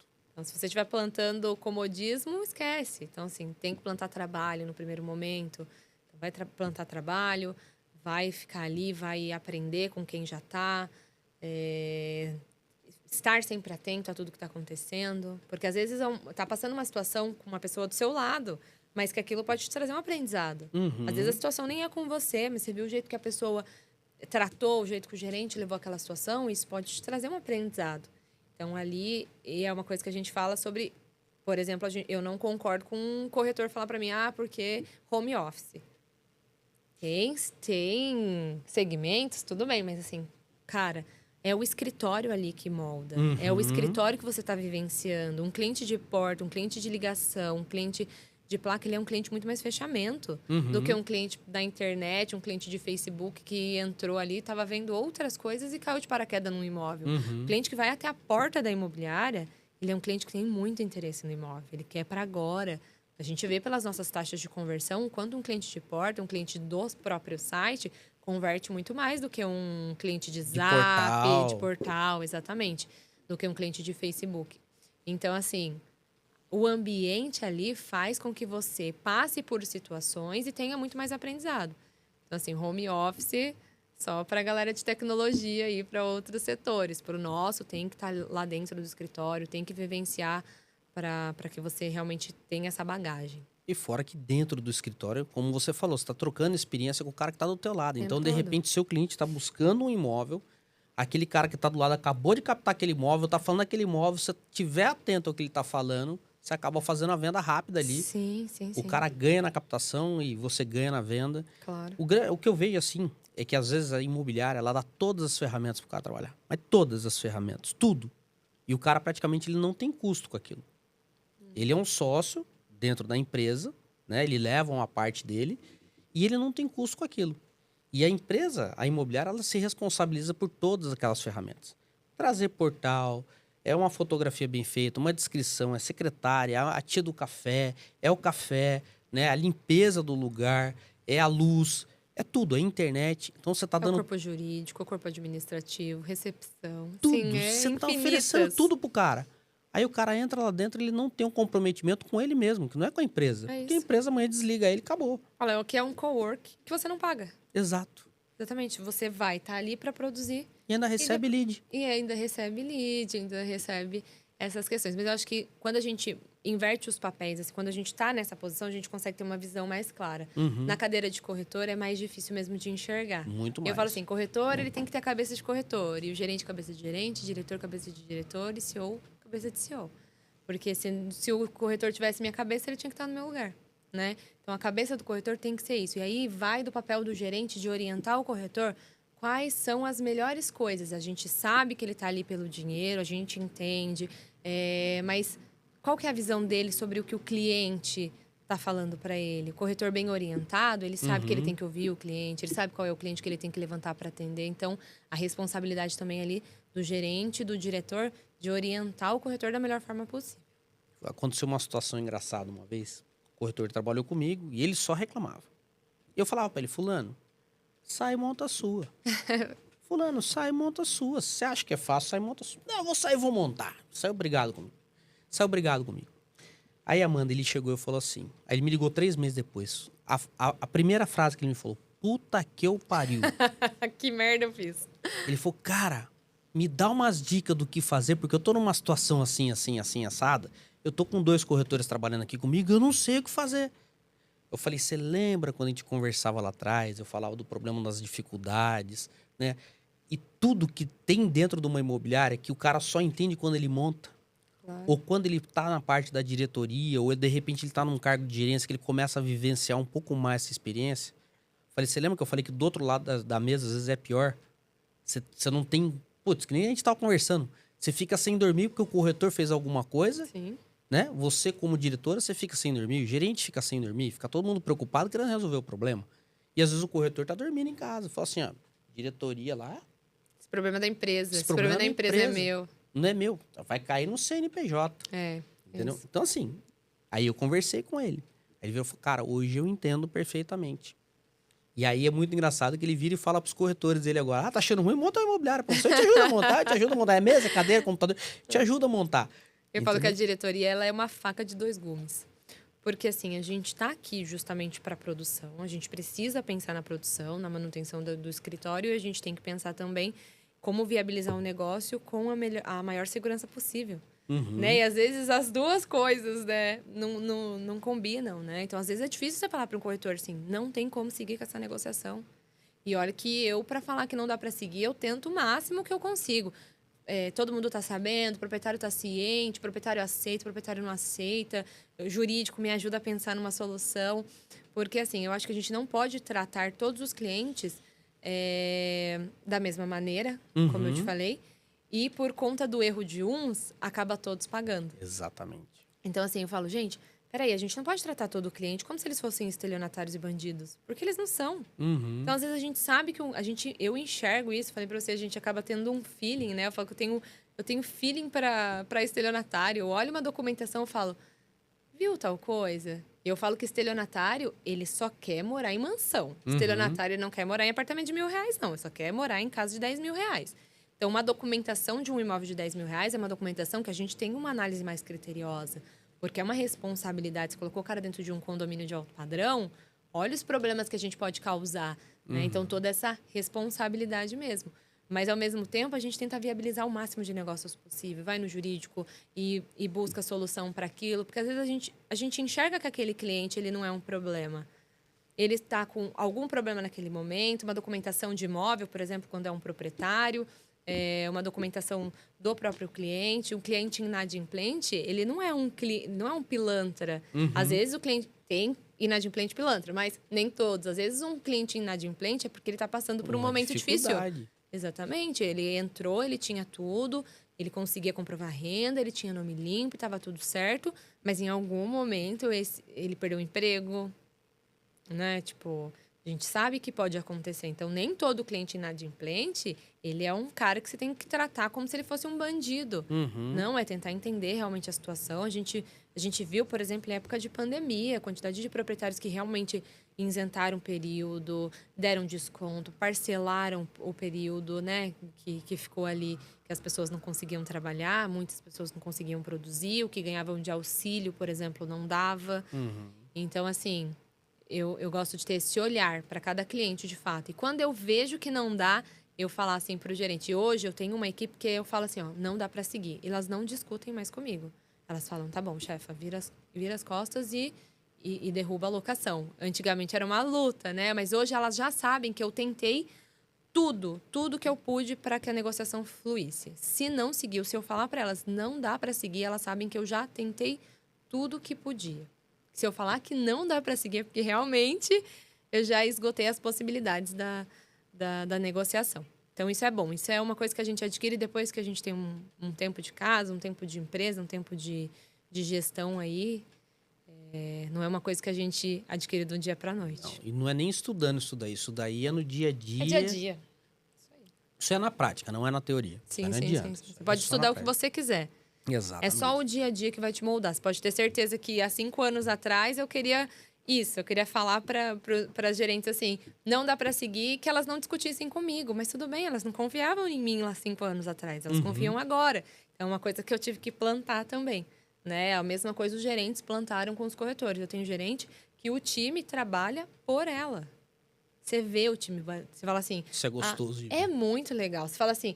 tá faltando tanto pra meta. Ela manda mensagem no grupo assim, preciso tanto pra meta. Você vê a movimentação, na hora que você olha propostas só daquela gerente. A equipe foi pra rua, a equipe começou a anunciar, porque a gerente tá atrás de uma meta X, assim. E isso é muito legal. Isso é muito da confiança que o time tem no gerente. Com certeza. E é engraçado você falando negócio de meta também, é uma coisa só pra gente encerrar aqui também. A questão de meta, né? Quantas vezes eu já vi corretor, mas tem meta pra bater? Tem hora para chegar? Não, se você quiser. Aí entra na questão do home office. Não, você vai trabalhar na sua casa, eu te mando o cliente lá. Aliás, você não precisa nem vir atender o cara, eu atendo. Quando fechar o negócio, eu levo o dinheiro lá para você em dinheiro, passando, não tem problema de passar o dinheiro na tua conta. Você não cair na Receita Federal. Você não cai na Receita Federal. Sabe, a gente vê umas coisas muito engraçadas no ramo imobiliário, né? E a facilidade que o cara tem de trabalhar hoje, é o que eu falo para os corretores. Eu falei, vocês têm tanta facilidade para trabalhar hoje, vocês têm tanto recurso para trabalhar, que praticamente é inadmissível você perder o negócio. É inadmissível, porque como você falou, você tem chat GPT, você tem ajuda de gerente, você tem todas as ferramentas na internet que te possibilitam de fazer um bom negócio para o cliente. Inteligência artificial. Inteligência artificial, telefone à vontade, hoje você liga à vontade. Isso. Eu peguei uma época que a gente não tinha isso. O anúncio no jornal, hoje você tem ferramenta na internet, você anuncia no seu Facebook, Dali, no dia seguinte, você tá vendendo um lançamento, você tá fazendo uma locação, você anunciou no teu Facebook e alguém viu. Claro. Antigamente, o cara tinha que ir na banca, comprar o jornal, ler o jornal, riscar aquilo que ele tava procurando. Então, olha o trabalho que tinha antigamente. E às vezes você tá fazendo uma venda que você anunciou no Facebook pra uma pessoa que tá lá no Nordeste. Exatamente. Então, assim, não tem fronteira, não tem barreira, né? Exato. Então, a internet, ela nos possibilitou muitas coisas. E quando você anunciava no Jornal do Vale, era só pro pessoal que é da Só região. São José dos Campos que via, é verdade. E mesmo a gente anunciava no Jornal Estado de São Paulo e na Folha, mas aí os caras falaram assim, você quer anunciar onde? Litoral ou capital? Sim, era caro na Era época, caro né? demais. E aí você tinha que escolher onde você ia anunciar. Aí eu escolhia capital de São Paulo e litoral. E ficava nisso. Entendeu? Então é muito louco. Eu fico olhando aí, de verdade, eu fico olhando hoje alguns corretores com a desculpite aguda e acaba... Desculpa. desculpite aguda. Acaba me irritando. Não gosto nem de falar nisso aí, porque... É isso. O Mas cara- eu acho que a gente, enquanto liderança, tem que saber conduzir dessa forma. Sim. Quebrar a objeção. Pode trazer a objeção que for. Pode trazer a objeção pra mim, porque é uma coisa que eu gosto. É gostoso que a gente Traz a aprende. objeção pra mim, porque daí eu vou falar, mas você fez isso, fez aquilo? Foi dessa forma? Foi dessa? Pensou tal coisa? E às vezes você fala uma coisa assim, fez tal coisa? Nossa, por que eu não pensei nisso antes?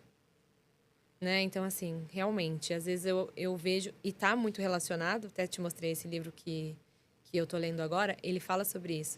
As facilidades do mundo acabam fazendo com que as pessoas parem de pensar. Uhum. E por quê? Porque pensar dá trabalho. Né? Então, assim, lutar contra se acomodar dá trabalho. Com Se certeza. acomodar é muito... Nossa, é muito melhor se acomodar. Então, assim, você treinar todos os dias, se acordar cedo todos os dias, dá trabalho. Então, todo mundo quer?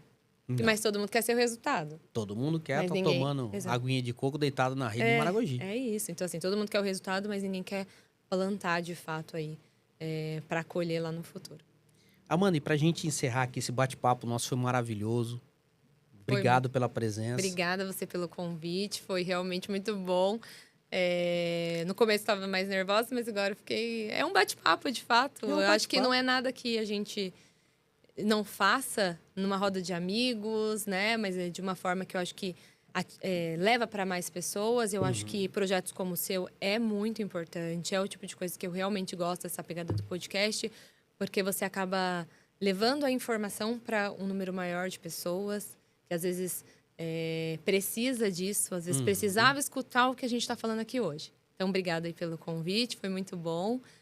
Vamos continuar aí em contato. Depois quero falar com você mais sobre a questão do outro podcast também, que eu acho uma coisa que é muito legal, é uma coisa que tem que se fazer mesmo. As pessoas precisam disso. E você quer deixar uma mensagem pro pessoal e pra tua equipe, ou de repente para os outros corretores de imóveis aí? Quero falar para quem está começando, né? O mercado tem milhões de possibilidades. Eu vejo isso dentro do Grupo Casa. A gente é uma imobiliária que trabalha locação, lançamento, vendas, consórcio, imóvel nos Estados Unidos. A gente tem imóvel em São José, a gente tem imóvel em Jacareí, a gente tem imóvel em São Paulo. Então, assim, é muita possibilidade dentro do mercado. Não tenha vergonha de ser corretor de imóvel de forma alguma. Não tem do que se envergonhar. Se isso te traz o seu sustento, isso é mais que válido para a sua vida. Então, assim, vem para o mercado. Nós, do Grupo Casa, temos as 3 cidades aí de atuação. Então, se alguém tiver interesse, busque as nossas redes sociais, os nossos endereços também disponíveis aí na internet, né? Obrigado mais uma vez pelo convite e continue esse projeto, que eu acho que é bem legal. Obrigado, mano. Obrigado. E complementando o que você falou aí, o mercado imobiliário é um mercado próspero. É próximo. Muito próspero. Um amigo do meu pai dizia o seguinte: para tudo no mundo se precisa de um imóvel. Se uma montadora vem montar uma fábrica de carro no Brasil, ela precisa adquirir um imóvel. Sim. Se uma fábrica de pente, de cabelo, de pentear cabelo, precisa adquirir um imóvel, seja para locação, através da locação ou através da compra. Um prédio, para ser construído, precisa do corretor de imóveis. Então, o mercado é muito próspero. A gente tem vários players do mercado, Pablo Marçal, entre outros, que falam a respeito disso, o quanto o mercado imobiliário é próspero, e é só o corretor se antenar nisso. O cara realmente resolver vestir a camisa, ser corretor de imóveis, buscar conhecimento e não ter vergonha de falar que é corretor de imóveis. É isso aí. Não tem porquê. Não né? tem porquê. Amanda, muito obrigado Obrigada pela a presença. você. Muito obrigado pela atenção. Um abraço para todos lá do Grupo Casa. Obrigada. Eu vou lá conhecer, ainda combinei com o Vai Marcelo ir sim. lá conhecer. Bem, Vai ser um prazer enorme. A gente vai estar te esperando lá, para tomar um café com a gente lá. Tá ótimo, vai ser Tá com bom. muita alegria que eu vou lá, pode ter certeza. Pessoal, mais uma vez, muito obrigado pela presença de vocês, quem estiver assistindo. Ah, vamos colocar a tua rede social aqui, Amanda. Pode ser? E Pode. do Grupo Casa? Pode sim. Por favor, Catrios, coloca ali, né? Então, quem quiser seguir a Amanda, saber um pouco mais, pode mandar um direct pra você, Amanda? Pode sim, pode ficar à vontade. Tiver alguma dúvida. Isso. Olha lá. Blogueira. A blogueirinha Amanda. Olha lá, tá vendo, olha lá? Não é só trabalho, gente. Não, é só trabalho, olha lá. Tá vendo? Viagens. Viagens, Mas passeio, primeiro tá é o certo. Grupo Casa.